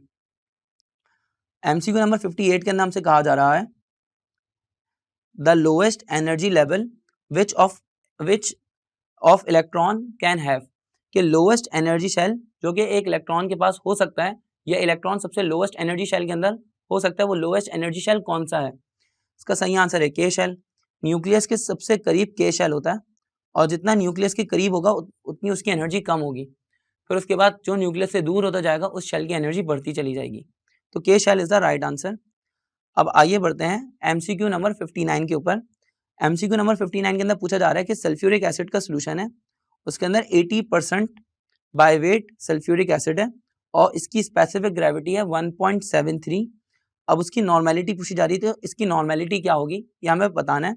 नॉर्मेलिटी निकालने का सही आंसर होगा यहाँ पे, नॉर्मेलिटी निकालने का यहाँ पे फॉर्मूला होता है, सबसे पहले आप परसेंटेज को मल्टीप्लाई कर दें स्पेसिफिक ग्रेविटी से और फिर आप उसको मल्टीप्लाई कर दें 10 से और डिवाइड कर दें ग्राम इक्विवेलेंट वेट के साथ। तो देखिए सल्फ्यूरिक एसिड के अंदर ग्राम इक्विवेलेंट वेट कैसे निकालते हैं ये समझ लीजिए।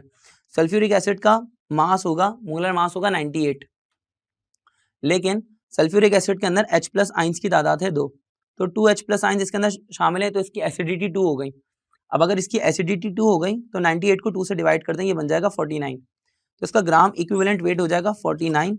अब यहाँ पे आपने परसेंटेज को टॉप पर रख लेना है, परसेंटेज को टॉप पे रखेंगे तो ये हो जाएगा 80% मल्टीप्लाई बाय स्पेसिफिक ग्रेविटी 1.73 और मल्टीप्लाई कर दें इसको 10 से। अब आप इस फ्रैक्शन को सिंपली सॉल्व करेंगे कैलकुलेटर में रखें तो आपका सही आंसर आ जाएगा। सही आंसर क्या है हमें कमेंट्स में जरूर बताइएगा। आगे बढ़ते हैं एमसीक्यू नंबर 60 के ऊपर। एमसीक्यू नंबर 60 के अंदर पूछा जा रहा है gamma rays have, gamma rays का क्या गैमा रेस के बारे में कौन सी बात ठीक है? जीरो मास पॉजिटिव चार्ज, या जीरो मास जीरो चार्ज, या जीरो मास नेगेटिव चार्ज। तो गैमा रेस का सही आंसर हो जाएगा, गैमा रेस के पास कोई मास नहीं होता और गैमा रेस के पास कोई चार्ज भी नहीं होता, तो सही आंसर हो जाएगा ऑप्शन बी। एमसीक्यू नंबर 61 के अंदर हमसे कहा गया है cathode rays confirm the presence of particles of an atom. Cathode rays कौन से पार्टिकल्स को कंफर्म करती है? तो कैथोड रेस के ऊपर नेगेटिव चार्ज होता है, कैथोड रेस कंफर्म करती है इलेक्ट्रॉन्स को। 62 पर बढ़ते हैं। 62 के अंदर हमसे कहा जा रहा है which of the following equation is used for the conversion of mass into energy. कौन सी इक्वेशन यूज की जाती है मास को एनर्जी में कन्वर्ट करने के लिए? तो इसका आंसर है E equals to mc square. ये तो बहुत फेमस इक्वेशन है। एमसीक्यू नंबर 63 के अंदर हमसे पूछा जा रहा है gamma rays emitted in the form of. Gamma rays किस फॉर्म में इमिट होते हैं? तो गैमा रेस इमिट होती है न्यूट्रॉन्स की फॉर्म में। एक्चुअली ये सही आंसर नहीं है। बात है कि न्यूट्रॉन्स इमिट होते हैं गैमा रेस की फॉर्म के अंदर, लेकिन दोनों सिमिलर हैं क्योंकि न्यूट्रॉन्स के ऊपर भी कोई चार्ज नहीं है, जीरो चार्ज, और गैमा रेस के ऊपर भी कोई चार्ज नहीं है, जीरो चार्ज। तो दोनों एक दूसरे रिजेम्बलेंस की वजह से टिक किए जा सकते हैं। कॉन्सेप्चुअली यह है कि न्यूट्रॉन्स गैमा रेस की फॉर्म में इमिट होते हैं। आइए आगे बढ़ते हैं। एमसीक्यू नंबर 64 के अंदर हमसे कहा गया है amino acids are essential source of protein in the body which of the following can not be a source of dash. Amino acid जो होते हैं वो प्रोटीन्स की एसेंशियल सोर्स हैं। अब इसमें कौन सी सोर्स अमाइनो एसिड की नहीं हो सकती? विच of the following can not be a source of amino acids. देखिए शुगर जो है ना कंप्लीटली कार्बोहाइड्रेट्स हैं, शुगर के अंदर अमाइनो एसिड्स या शुगर के अंदर प्रोटीन शामिल नहीं होते, तो हमारा सही आंसर हो जाएगा शुगर। अगर मीट की बात करेंगे तो मीट के अंदर भी प्रोटीन शामिल होते हैं, बीन्स के अंदर भी प्रोटीन शामिल होते हैं, और दूध के अंदर भी प्रोटीन शामिल होते हैं। इन तीनों चीज़ों के अंदर प्रोटीन शामिल हैं, तो इसका मतलब तीनों के अंदर अमाइनो एसिड्स भी शामिल होंगे। शुगर के अंदर, शुगर कार्बोहाइड्रेट्स हैं तो इसके अंदर प्रोटीन शामिल नहीं, तो अमाइनो एसिड्स भी नहीं होंगे। आइए आगे बढ़ते हैं एमसीक्यू नंबर 65 के ऊपर। तो एमसीक्यू नंबर 65 के अंदर हमसे कहा गया है फॉर्मूला ऑफ फ्रक्टोज। फ्रक्टोज और ग्लूकोज का फॉर्मूला, दोनों का फॉर्मूला सेम होता है, दोनों फंक्शनल ग्रुप आइसोमर्स हैं। तो हमें ग्लूकोज का फॉर्मूला तो याद है, ग्लूकोज का फॉर्मूला होता है C6H12O6। तो फ्रक्टोज का फॉर्मूला भी हो जाएगा C6H12O6।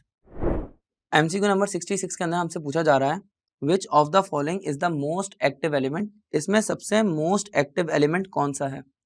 मोस्ट एक्टिव एलिमेंट वो होगा जिसकी इलेक्ट्रोपॉजिटिविटी या इलेक्ट्रोनेगेटिविटी काफ़ी ज़्यादा हो।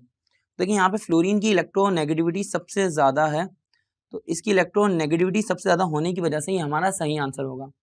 क्लोरीन की इलेक्ट्रोनेगेटिविटी फ्लोरीन से कम है, और ऑक्सीजन और कार्बन की भी इलेक्ट्रोनेगेटिविटी फ्लोरीन से कम है। एमसीक्यू नंबर 67 के अंदर हमसे कहा गया है which of the following compounds when dissolved in water will give a pH greater than 7। कौन सा कंपाउंड ऐसा है जब उसको वाटर के अंदर डिसॉल्व किया जाएगा तो उसकी पीएच 7 से ज़्यादा होगी? देखें अगर पीएच 7 से ज़्यादा होगी तो इसका मतलब वो कंपाउंड बेस होना चाहिए, क्योंकि बेस की जो पीएच होती है वो 7 से ज़्यादा होती है और 14 से कम होती है। 7 से ज़्यादा और 14 से कम, तो इसका मतलब बेस यहाँ पर हमारे पास पोटेशियम हाइड्रोक्साइड है KOH, तो KOH हमारा सही आंसर होगा। अगर मैं बात करूँ कैल्शियम कार्बोनेट की, तो कैल्शियम कार्बोनेट वाटर के साथ में रिएक्ट करके कैल्शियम हाइड्रोक्साइड फॉर्म करेगा, और कैल्शियम हाइड्रोक्साइड भी बेसिक सोल्यूशन ही होगा, लेकिन उसकी बेसिसिटी पोटेशियम हाइड्रोक्साइड के मुकाबले में कम होती है। और अगर कार्बन डाइऑक्साइड की बात करें तो कार्बन डाइऑक्साइड वाटर के अंदर डिसॉल्व होकर कार्बोनिक एसिड बनाता है H2CO3, जो कि हमारे स्टमक के अंदर या कोल्ड ड्रिंक्स के अंदर शामिल होता है। बहरहाल ये एक एसिड है, तो इसकी पीएच 7 से कम होगी, तो ये दोनों ऑप्शंस हमारे रॉन्ग ऑप्शंस हैं। एमसीक्यू नंबर 68 पर आते हैं।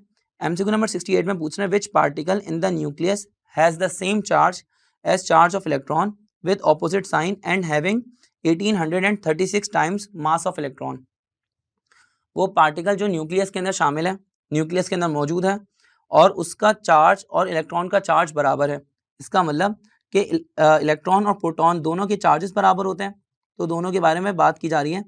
अब उसका चार्ज इलेक्ट्रॉन के चार्ज के बराबर है, दोनों का चार्ज सेम है लेकिन साइन ऑपोजिट है, ऑब्वियसली पॉजिटिव और नेगेटिव, लेकिन उसका मास 1836 टाइम्स बराबर है मास ऑफ इलेक्ट्रॉन के। तो हमें पता है प्रोटॉन जो होता है वो हैवियर होता है इलेक्ट्रॉन से, proton is heavier than electron mass के अंदर। चार्ज सेम होता है, मास डिफरेंट होता है, मास जो होता है प्रोटॉन का ज़्यादा होता है, तो इसीलिए सही आंसर हो जाएगा हमारा प्रोटॉन। आपके जहन में पॉजिट्रॉन भी आ सकता है। तो देखिए पॉजिट्रॉन जो है वो इलेक्ट्रॉन का एंटी पार्टिकल है। एंटी पार्टिकल होने का मतलब ये है कि पॉजिट्रॉन और इलेक्ट्रॉन दोनों का चार्ज भी सेम होता है और दोनों का मास भी सेम होता है। इसीलिए यहाँ पर चार्ज तो सेम है, लेकिन क्योंकि मास सेम नहीं है तो पॉजिट्रॉन हमारा सही आंसर नहीं हो सकता। एमसीक्यू नंबर 69 पर चलते हैं। एमसीक्यू नंबर 69 के अंदर कहा गया है the substance which is liberated और deposited at the electrodes is directly proportional to the amount of electric current passed during electrolysis. This is, देखिए तो सीधी सीधी स्टेटमेंट है। आप 9th क्लास के अंदर जाके इसको चैप्टर 7 के अंदर पढ़ सकते हैं या सोल्यूशन एंड इलेक्ट्रोलाइट्स वाले चैप्टर के अंदर पढ़ सकते हैं। Faraday's first law of electrolysis की स्टेटमेंट है, सिर्फ स्टेटमेंट पढ़ेंगे आपको ये समझ आ जाएगा।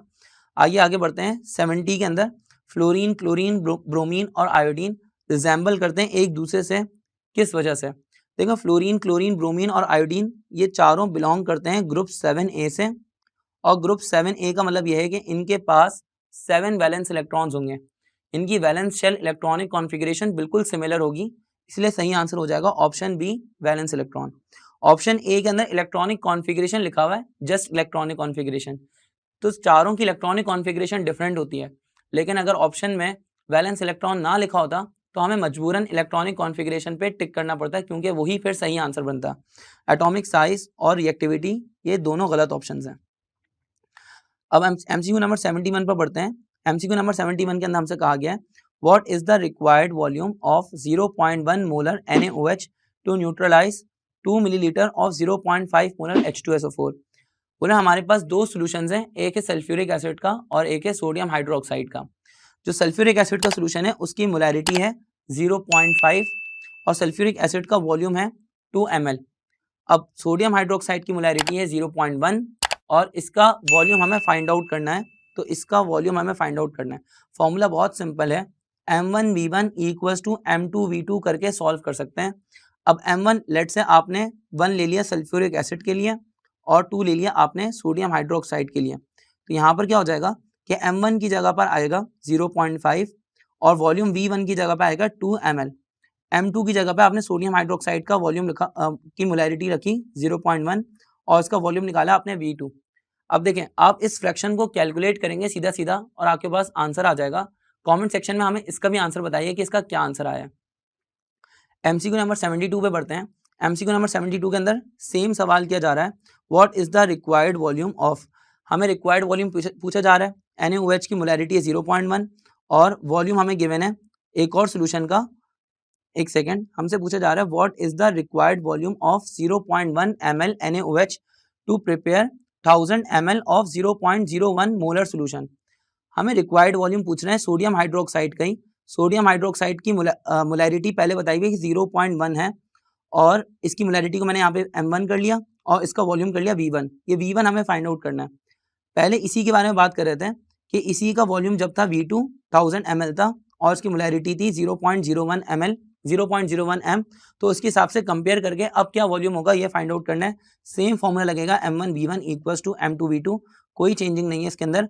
M1 की जगह पे आपने रखा 0.1, V1 की जगह पे आपने रख लिया V1 और M2 की जगह पे आपने रख लिया 0.01 और V2 की जगह पे आपने रख लिया 1000 ml। अब दोबारा इस फ्रैक्शन को आप कैलकुलेट करें, इसका भी आंसर कॉमेंट सेक्शन के अंदर लाजमी बताइए। एमसीक्यू नंबर 73 के अंदर बढ़ते हैं। तो एमसीक्यू नंबर 73 के अंदर कहा गया है RCOOH। RCOOH किस चीज़ का जनरल फॉर्मूला है? तो RCOOH जनरल फॉर्मूला है कार्बोक्सिलिक एसिड का, क्योंकि COOH कार्बोक्सिलिक एसिड से बिलोंग करते हैं। एमसीक्यू नंबर 74 के अंदर हमसे पूछा जा रहा है amino acid is not present in, amino acid इनमें से किस चीज़ के अंदर मौजूद नहीं होगा? तो इसका आंसर है शुगर, क्योंकि शुगर कार्बोहाइड्रेट्स हैं, इसको ऊपर डिस्कस किया जा चुका है। मिल्क में प्रोटीन होते हैं, मीट में प्रोटीन होते हैं और बीन्स में भी प्रोटीन होते हैं। अब इन तीनों चीज़ों के अंदर प्रोटीन है तो अमाइनो एसिड भी शामिल होंगे। शुगर के अंदर प्रोटीन्स नहीं होते हैं तो इसलिए इसके अंदर अमाइनो एसिड्स भी नहीं होंगे। एमसीक्यू नंबर 75 पे बढ़ते हैं। एमसीक्यू नंबर 75 के अंदर कहा जा रहा है rate of reaction does not depends on, rate of reaction किस चीज़ पर डिपेंड नहीं करता? तो rate of reaction directly proportional होता है, rate of reaction directly proportional होता है कॉन्सेंट्रेशन ऑफ रिएक्टेंट्स के। अब अगर ये रिएक्टेंट्स की कॉन्सेंट्रेशन के ऊपर डिपेंड कर रहा है तो रिएक्टेंट्स के स्ट्रक्चर के ऊपर भी डिपेंड करता है, क्योंकि कोल्यूशन के वक्त स्ट्रक्चर बड़ा मैटर करता है। और ये साथ ही साथ ये रिएक्टेंट्स के साइज के ऊपर भी डिपेंड करता है। अगर रिएक्टेंट्स का साइज छोटा है उसका सरफेस एरिया ज़्यादा है तो वो रिएक्टेंट जल्दी से रिएक्ट कर जाता है, और अगर रिएक्टेंट का साइज बड़ा है और उसका सरफेस एरिया कम है तो वो रिएक्टेंट देर से रिएक्ट करता है। अब सारी बातें रिएक्टेंट्स की हो रही हैं, ऑप्शन ए में भी रिएक्टेंट है, ऑप्शन बी में भी रिएक्टेंट है और ऑप्शन सी में भी रिएक्टेंट है। इसका मतलब रेट ऑफ रिएक्शन इन तीनों चीज़ों के ऊपर डिपेंड करेगा। लेकिन ऑप्शन डी के अंदर देखेंगे तो ऑप्शन डी के अंदर लिखा हुआ है कॉन्सेंट्रेशन ऑफ प्रोडक्ट्स, तो रेट ऑफ रिएक्शन प्रोडक्ट्स के ऊपर डिपेंड नहीं करता, यही हमारा सही आंसर है। 76 के अंदर हमसे पूछा जा रहा है pH of solution which contains 1 exponential -3 proton concentration is. हमें पीएच निकालनी है एक सॉल्यूशन की, उस सॉल्यूशन के अंदर प्रोटॉन्स की कॉन्सेंट्रेशन है 1 एक्सपोनेंशियल -3। देखें इसका पीएच निकालने का फॉर्मूला आप यूज कर सकते हैं, pH equals to minus log concentration of H plus ion. आपने यहाँ पे माइनस लॉग रखा और H प्लस आइन की जगह पे आपने जो मोलैरिटी थी वो पुट कर दी 1 एक्सपोनेंशियल -3, तो आपके पास सही आंसर आ जाएगा 3। लेकिन अब अगर इस एमसीक्यू का आप शॉर्ट ट्रिक से सॉल्व करें तो आपसे ध्यान रख लीजिए कि कोफिशिएंट 1 होना चाहिए, जैसे कि यहाँ पर है। अगर कोफिशिएंट 1 है तो सिर्फ पावर का साइन चेंज कर दीजिए, वही आपकी पीएच बन जाएगी। तो अगर यहाँ पर -3 है तो ये बन जाएगा +3, ये हमारा सही आंसर हो जाएगा। अब बात करते हैं 77 पे। 77 के अंदर पूछा जा रहा है sulphur dioxide is produced by the burning of. Sulphur dioxide इनमें से किस चीज को बर्न करने से प्रोड्यूस होता है? तो सल्फर डाइऑक्साइड प्रोड्यूस होता है आयरन पायरेट को बर्न करने से। आयरन पायरेट का फॉर्मूला होता है Fe2S2O3। अब देखें ये जो आयरन पायरेट है, आयरन पायरेट को हमने यूज किया था कॉन्टैक्ट प्रोसेस के अंदर। अगर आप कॉन्टैक्ट प्रोसेस को जाके पढ़ेंगे जिसके अंदर हमने सल्फ्यूरिक एसिड को प्रोड्यूस किया था, तो उसके अंदर हमने पहले सल्फर डाइऑक्साइड गैस बनाई थी और फिर सल्फर डाइऑक्साइड गैस को कन्वर्ट किया था सल्फर ट्राइऑक्साइड के अंदर और फिर बाद में जाके ओलियम और सल्फ्यूरिक एसिड फॉर्म किया था। सही आंसर है ऑप्शन सी। आइए आगे बढ़ते हैं। एमसीक्यू नंबर 78 के अंदर कहा गया है which one has high heat of hydration. इनमें से हीट ऑफ हाइड्रेशन किसकी सबसे ज्यादा होगी? तो हीट ऑफ हाइड्रेशन उसकी ज्यादा होगी जिसका चार्ज बहुत ज्यादा है। हीट ऑफ हाइड्रेशन को मैं HOH से रिप्रेजेंट कर रहा हूँ। चार्ज ज्यादा होना चाहिए, चार्ज बहुत ज्यादा होना चाहिए और साइज कम होना चाहिए। जितना साइज छोटा होगा और जितना चार्ज ज्यादा होगा, हीट ऑफ हाइड्रेशन उतनी ज्यादा होगी। अब देखें यहाँ पे Na+1 लिथियम +1 और क्लोरीन -1 और Mg+2 लिखा हुआ है। तो देखें क्लोरीन -1 पे -1 का चार्ज है जो कि काफी कम है, तो ये रॉन्ग ऑप्शन। +1 और +1 पे भी चार्ज कम है, जबकि मैग्नीशियम पे +2 का चार्ज है और ये +2 का चार्ज बहुत ज्यादा है, इसी वजह से इसकी हीट ऑफ हाइड्रेशन ज्यादा होगी। आइए आगे बढ़ते हैं। एमसीक्यू नंबर 79 पे कहा जा रहा है X+1 आइन contain 18 electron 20 neutrons, what is mass number. देखिए मास नंबर निकालने का फॉर्मूला होता है number of proton plus number of neutrons. अब देखिए उसके पास 18 इलेक्ट्रॉन्स हैं और वो एक आइन है, X+1 का आइन है। X+1 के आइन का मतलब यह है कि उसने एक इलेक्ट्रॉन लॉस किया हुआ है। अब उसने एक इलेक्ट्रॉन लॉस किया हुआ है लेकिन प्रोटॉन थोड़ी ना लॉस किया। तो अगर आप टोटल इलेक्ट्रॉन्स चेक करेंगे तो टोटल इलेक्ट्रॉन्स हो जाएंगे 18 + 1 19, जो कि लॉस करने से पहले थे। अगर टोटल 19 इलेक्ट्रॉन्स थे इस एटम के पास तो उसके पास टोटल 19 प्रोटॉन्स भी होंगे। अब 19 प्रोटॉन्स और न्यूट्रॉन्स है कितने 20, तो 19 + 20 सही आंसर हो जाएगा 39, कि इसका मास नंबर हो जाएगा 39 और ऑप्शन ए हमारा राइट आंसर है। आइए आगे बढ़ते हैं। एमसीक्यू नंबर 80 के अंदर हमसे कहा गया है in water oxygen orbitals are hybridized as. जो वाटर है उसके अंदर ऑक्सीजन ऑर्बिटल्स किस तरीके से अपने आप को हाइब्रिडाइज करता है? तो वाटर के अंदर sp3 हाइब्रिडाइजेशन होती है। अब ये आप डायरेक्टली कैसे कर सकते हैं, क्योंकि आपको पता है कि वाटर का स्ट्रक्चर होता है टेट्राहेड्रल। अगर वाटर का स्ट्रक्चर टेट्राहेड्रल है तो इसके अंदर sp3 हाइब्रिडाइजेशन होगी, क्योंकि sp3 हाइब्रिडाइजेशन की वजह से ही टेट्राहेड्रल स्ट्रक्चर फॉर्म होता है। बस हमें ये पता लग गया कि sp3 हाइब्रिडाइजेशन है, तो सही आंसर को टिक करके आगे बढ़ जाएंगे। एमसीक्यू नंबर 81 पे हमसे कहा जा रहा है oxidation number of manganese in KMnO4। KMnO4 का के अंदर मैग्नीज का ऑक्सीडेशन नंबर क्या होगा? तो बहुत आसान है, पोटेशियम की जगह +1, ऑक्सीजन का ऑक्सीडेशन नंबर -2, -2 को 4 से मल्टीप्लाई कर लेंगे तो -8। अब मैग्नीज का ऑक्सीडेशन नंबर क्या होना चाहिए इसको बैलेंस करने के लिए? तो +1 और -8 हो जाता है -7, तो -7 को बैलेंस करने के लिए मैग्नीज पर चार्ज होगा +7 का, और +7 हमारा सही आंसर है ऑप्शन डी। एमसीक्यू नंबर 28 के अंदर कहा 82 के अंदर कहा गया है what is the volume of 1 gram mole of a gas at 1 atmospheric and 273 kelvin. ये एमसीक्यू पहले भी आया था, ये रिपीट हो गया है, बहुत आसान सा है कि अगर 1 ग्राम मोल है और प्रेशर है 1 एटमॉस्फेरिक और टेम्परेचर है 273 केल्विन, तीनों कंडीशन स्टैंडर्ड कंडीशंस हैं। अब तीनों कंडीशंस पर जो हमारा मोलर वॉल्यूम होगा वो भी स्टैंडर्ड होगा, मोलर वॉल्यूम भी स्टैंडर्ड होगा, और स्टैंडर्ड वॉल्यूम होता है 22.4 लीटर या 22.4 डेसीमीटर क्यूब। तो ये ऑप्शन डी हमारा राइट आंसर है।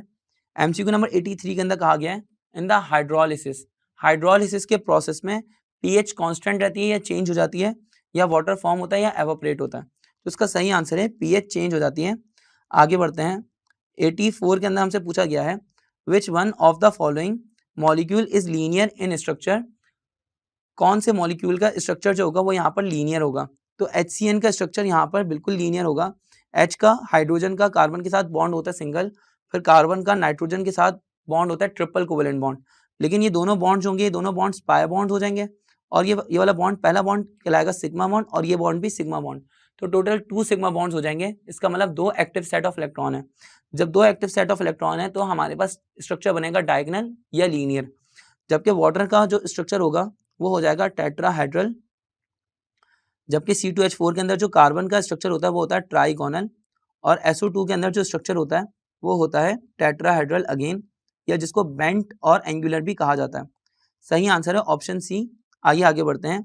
85 के अंदर पूछा जा रहा है Cl2 मॉलिक्यूल के अंदर डायपोल मोमेंट क्या होगी। अब क्लोरीन के अंदर, नाइट्रोजन गैस के अंदर, या O2 गैस के अंदर, या H2 के अंदर, या किसी भी मॉलिक्यूल के अंदर जब सिमिलर एटम्स हैं तो डायपोल मोमेंट जीरो होगी, क्योंकि पोलैरिटी का डिफरेंस जीरो होगा। आगे बढ़ते हैं। 86 के अंदर कहा गया है when 50 centimetre cube hydrogen react करता है 10 सेंटीमीटर क्यूब ऑफ ऑक्सीजन से at 293 kelvin and standard pressure, total volume mixture का क्या होगा।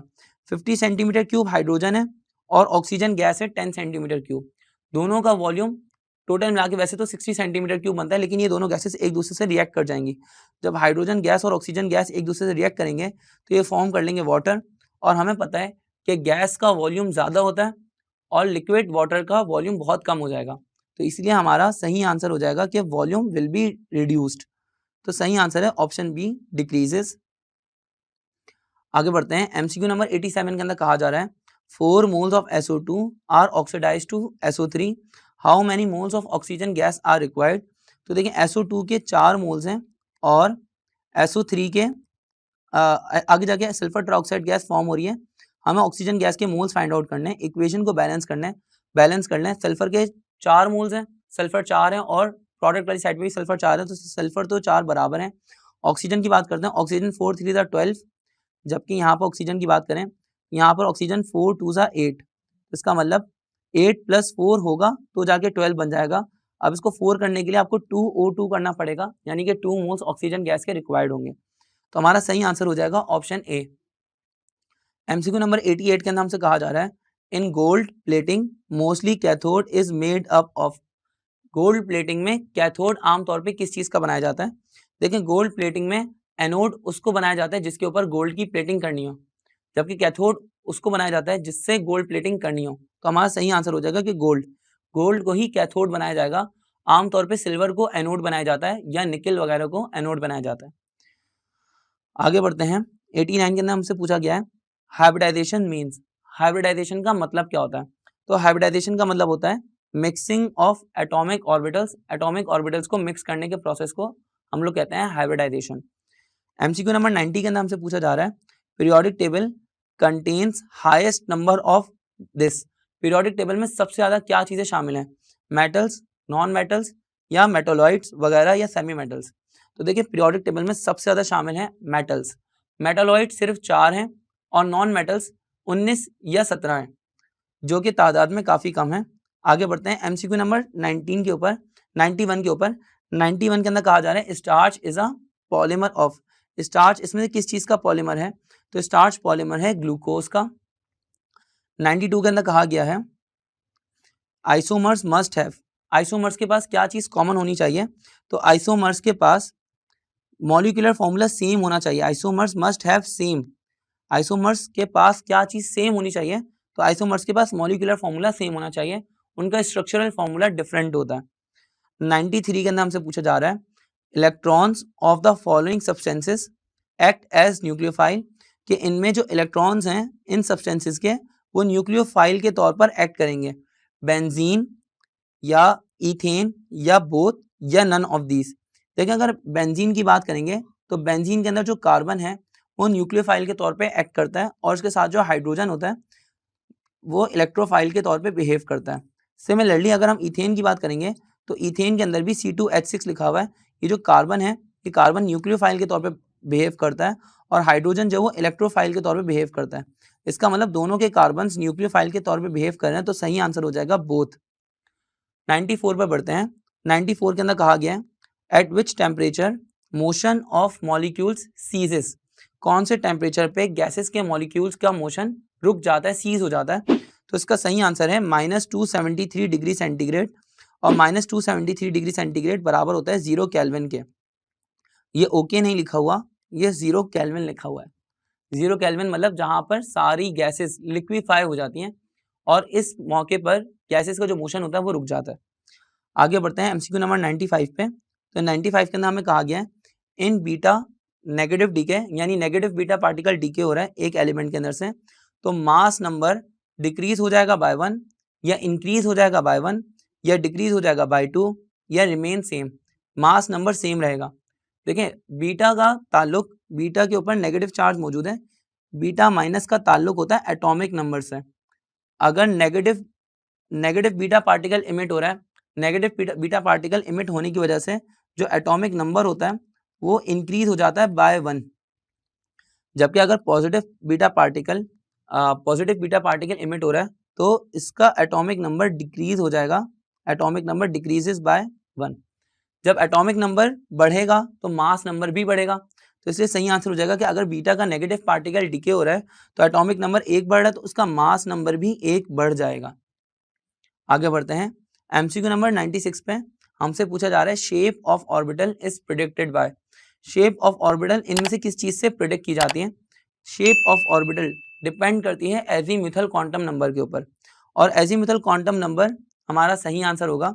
अगर हम बात करें एल की, एजीमुथल क्वांटम नंबर को एल से शो करते हैं, अगर एल की वैल्यू 0 हो तो ये होता है एस ऑर्बिटल और एस ऑर्बिटल की शेप स्फेरिकल होती है। अगर बात करें एल इक्वल टू 1 की तो ये होता है पी ऑर्बिटल और पी ऑर्बिटल की shape dumbbell. L equal to 2 है तो डी ऑर्बिटल और डी ऑर्बिटल की शेप होती है डम्बल और एफ ऑर्बिटल की शेप जो होती है वो सॉसर लाइक होती है, उसकी एल की वैल्यू होती है 3, लेकिन एफ ऑर्बिटल की शेप कंफर्म नहीं है, काफी कॉम्प्लिकेटेड स्ट्रक्चर इसका। एमसीक्यू नंबर 97 पे बढ़ते हैं। 97 के अंदर कहा जा रहा है सोडियम और Na/Hg मिक्सचर है किस चीज का, तो सोडियम अमलगम है, ये सोडियम अमलगम मिक्सचर है सॉलिड इन लिक्विड या लिक्विड इन सॉलिड या लिक्विड इन गैस या नन ऑफ दीज। देखें अगर हम सोडियम की बात करें तो सोडियम सॉलिड फॉर्म में होता है, जबकि मरकरी जो होता है वो लिक्विड फॉर्म के अंदर होता है। तो आप बोल सकते हैं कि सॉलिड लिक्विड के अंदर डिसॉल्व हुआ है, तो solid in liquid option A is the right answer. 98 पर बढ़ते हैं। 98 के अंदर कहा जा रहा है unit of dissociation constant of water PKW is. देखिए यूनिट ऑफ डिसोसिएशन कांस्टेंट जो है इसका यूनिट ही आप ध्यान में रख लीजिए, इसका यूनिट होता है मोल्स पर लीटर। अब आपको किसी भी सब्सटेंस के बारे में पूछा जा सकता है, मोल्स पर डेसीमीटर क्यूब को हम मोल्स पर लीटर भी कह सकते हैं, तो सही आंसर क्या हो जाएगा हमारे पास ऑप्शन ए मोल्स पर डेसीमीटर क्यूब। एमसीक्यू नंबर 99 के अंदर हमसे पूछा जा रहा है when an endothermic reaction takes place the temperature of surrounding. जब एक एंडोथर्मिक रिएक्शन होता है तो सराउंडिंग के टेम्परेचर पर क्या इफेक्ट पड़ता है। एंडोथर्मिक रिएक्शन के अंदर सराउंडिंग से हीट एब्जॉर्ब होती है और सिस्टम में जाती है। जब सराउंडिंग से हीट एब्जॉर्ब होके सिस्टम में जाएगी तो सराउंडिंग का टेम्परेचर कम हो जाएगा।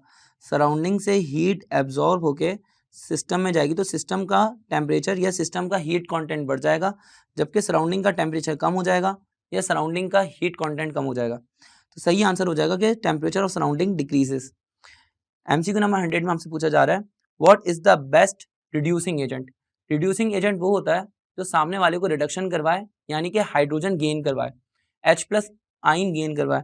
अब इसमें H+ आइन कौन इजीली लॉस कर देगा, तो इसका सही आंसर है I-। देखिए हाइड्रोजन आयोडाइड ये आसानी से बॉन्ड टूट जाता है इसका, तो हाइड्रोजन H+ आइन अलग हो जाता है और I- आइन अलग हो जाता है। अब जब हाइड्रोजन आयोडाइड टूट जाएगा तो H+ आइन अलग होगा और H+ आइन कोई भी आसानी से गेन कर सकेगा, तो इसलिए बेस्ट रिड्यूसिंग एजेंट हुआ, जबकि HF इतनी आसानी से नहीं टूटता, तो वो हमारा रॉन्ग ऑप्शन है। एमसीक्यू नंबर 101 के अंदर कहा जा रहा है which element has highest heat of hydration, तो इसमें सबसे ज़्यादा हीट ऑफ हाइड्रेशन किसकी है?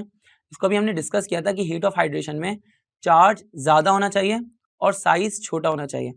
देखिए यहाँ पे चार्ज मैग्नीशियम के ऊपर भी +2 है और बेरिलियम पे भी +2 है, जबकि पोटेशियम पे +1 और सोडियम पे +1 का चार्ज है। तो ये दोनों तो रॉन्ग ऑप्शन है क्योंकि इन पे चार्ज कम है।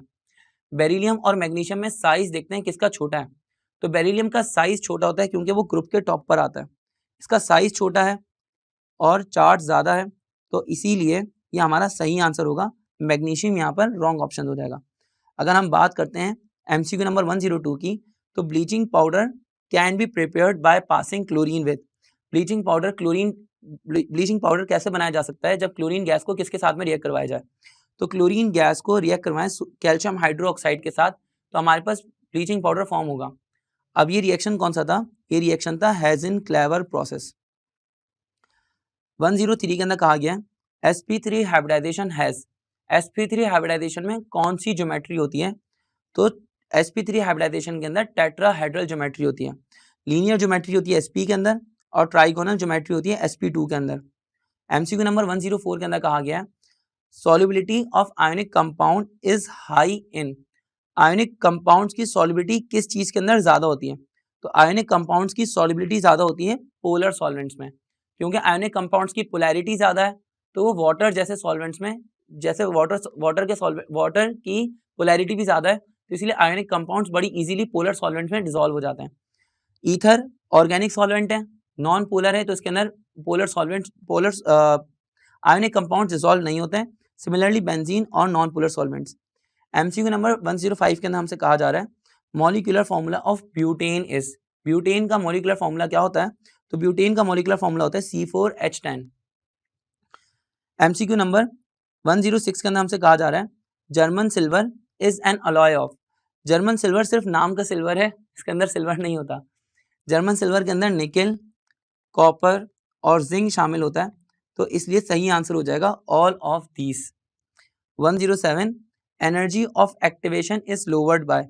एनर्जी ऑफ एक्टिवेशन कैसे लोअर होती है कि हम कैटलिस्ट यूज करते हैं, जब हम पॉजिटिव कैटलिस्ट डालते हैं तो वो एक्टिवेशन एनर्जी को गिरा देता है और रेट ऑफ रिएक्शन को बढ़ा देता है।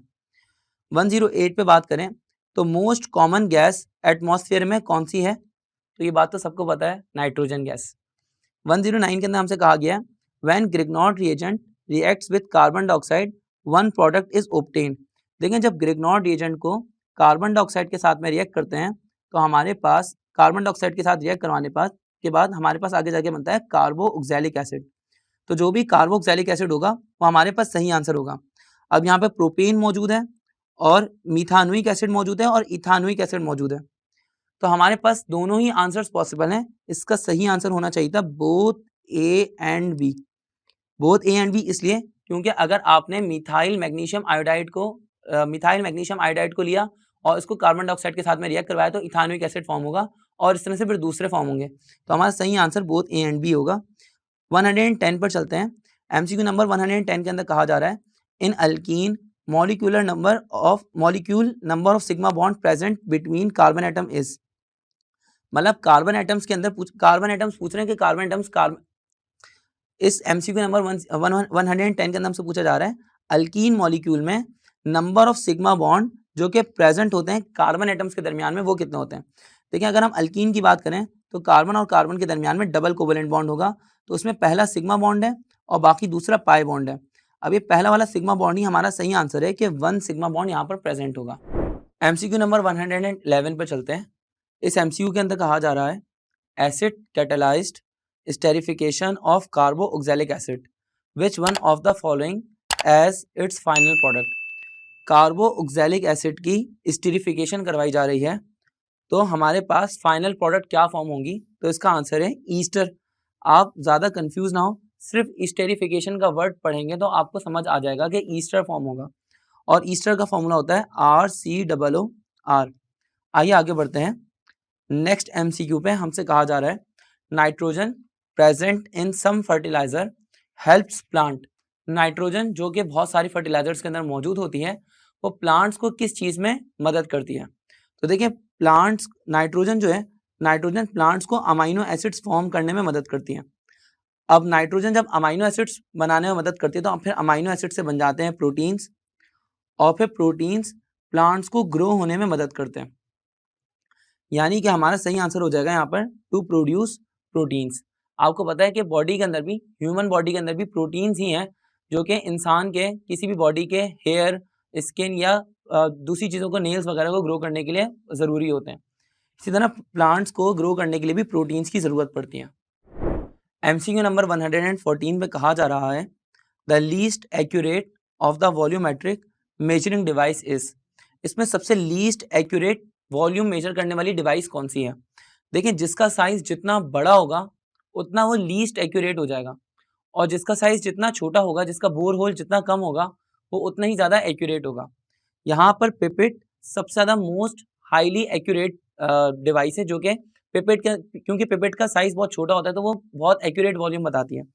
लेकिन यहाँ पर सबसे बड़ा साइज है ग्रेजुएटेड सिलेंडर का, ग्रेजुएटेड सिलेंडर, और फिर उसके बाद बोरहोल साइज जो बड़ा होता है वो ब्यूरेट का बड़ा होता है। इसलिए ब्यूरेट और ग्रेजुएटेड सिलेंडर दोनों ही लीस्ट एक्यूरेट होते हैं, लेकिन ज़्यादा लीस्ट एक्यूरेट हो जाएगा ग्रेजुएटेड सिलेंडर। वॉल्यूमेट्रिक फ्लास्क का बोरहोल साइज छोटा होता है, इसलिए वो भी एक्यूरेट होगा, और पिपेट क्योंकि इसका भी बोरहोल साइज छोटा है तो ये भी एक्यूरेट है। आगे बढ़ते हैं MCQ नंबर 115 पे। तो इसके अंदर कहा जा रहा है the average translational kinetic energy is directly proportional to absolute temperature. जो काइनेटिक एनर्जी है वो डायरेक्टली प्रोपोर्शनल है एब्सोल्यूट टेम्परेचर के। और ये स्टेटमेंट किसकी है? देखिए, ये स्टेटमेंट है चार्ल्स लॉ की। चार्ल्स लॉ के अंदर ये स्टेटमेंट है हेनरीज लॉ की, चार्ल्स लॉ के अंदर वॉल्यूम डायरेक्टली प्रोपोर्शनल होता है टेम्परेचर के। हेनरीज लॉ के अंदर directly kinetic energy directly proportional हो जाती है टेम्परेचर के। तो हमारा सही आंसर हो जाएगा हेनरीज लॉ। आइए आगे बढ़ते हैं MCQ नंबर 116 पे। यहाँ पे कहा जा रहा है which of the following has dielectric constant has the highest dielectric constant. इसमें सबसे ज्यादा हाइएस्ट डाई इलेक्ट्रिक कॉन्स्टेंट किसका होगा? वाटर के पास डाई इलेक्ट्रिक कॉन्स्टेंट, वाटर का डाई इलेक्ट्रिक कॉन्स्टेंट सबसे ज्यादा होगा, क्योंकि आप इसको सबसे आसानी से चेक कर सकते हैं। देखें, यहाँ पे लिखा हुआ मिथाइल अल्कोहल, फिर दोबारा इथाइल अल्कोहल, और फिर दोबारा प्रोपाइल अल्कोहल। प्रोपाइल अल्कोहल नहीं, सॉरी एक्चुअली ये है ब्यूटाइल अल्कोहल। ये तीनों सॉल्वेंट्स हैं, ये तीनों सॉल्वेंट्स ऑर्गेनिक हैं। अब तीनों सॉल्वेंट्स अगर ऑर्गेनिक हैं तो तीनों सही आंसर नहीं हो सकते। इसका मतलब जो एक बिल्कुल अलग ऑप्शन गिवन है, वाटर यानी कि जो पोलर सॉल्वेंट है, वही हमारा सही आंसर होगा। तो water is the right answer. आइए आगे बढ़ते हैं MCQ नंबर 117 पे। MCQ नंबर 117 में कहा जा रहा है layers of carbon atom in graphite are held together by. जो ग्रेफाइट है, ग्रेफाइट की जो लेयर्स हैं कार्बन एटम के दरमियान में, वो कौन सी फोर्सेस के थ्रू जुड़ी हुई होती हैं आपस में? तो इसका सही आंसर है वैंडर वॉल्स फोर्सेस। 118 पे पूछा जा रहा है which of the following compound gives silver mirror test. इसमें कौन सा कंपाउंड है जो कि सिल्वर मिरर टेस्ट देता है? देखिए, सिल्वर मिरर टेस्ट अल्डिहाइड देता है। तो यहाँ पर हमें चेक करना पड़ेगा कि अल्डिहाइड कौन सा है। अल्डिहाइड का जनरल फॉर्मूला होता है RCHO। यहाँ पे RCOOH लिखा हुआ है तो इसका मतलब ये कार्बोक्सिलिक एसिड है, ये सही आंसर नहीं होगा।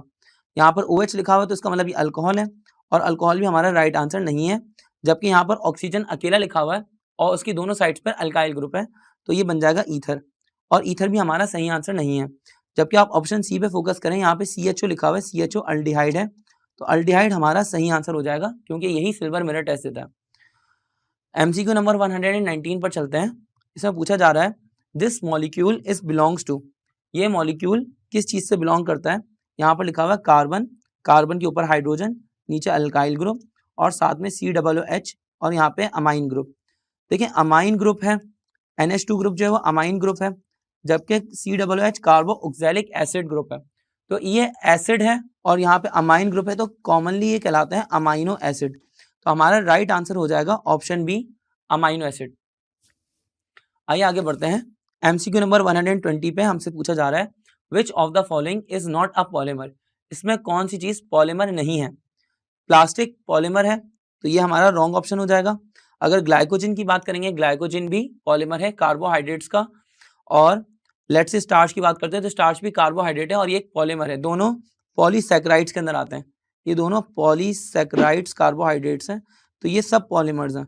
लेकिन अगर हम पेट्रोलियम की बात करेंगे तो पेट्रोलियम क्रूड ऑयल को बोलते हैं, और ये मिक्सचर होता है बहुत सारे हाइड्रोकार्बन्स का।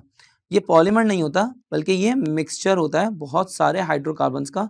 तो ऑप्शन बी हमारा सही आंसर होगा। आइए आगे बढ़ते हैं। एमसीक्यू नंबर 121 पे हमसे कहा जा रहा है H प्लस आइन concentration of water is 1 exponential -7। POH water की क्या होगी? सबसे पहले आप उसकी pH निकाल लें। एक्सपोनेंट -7 लिखा हुआ है और कोफिशिएंट है 1।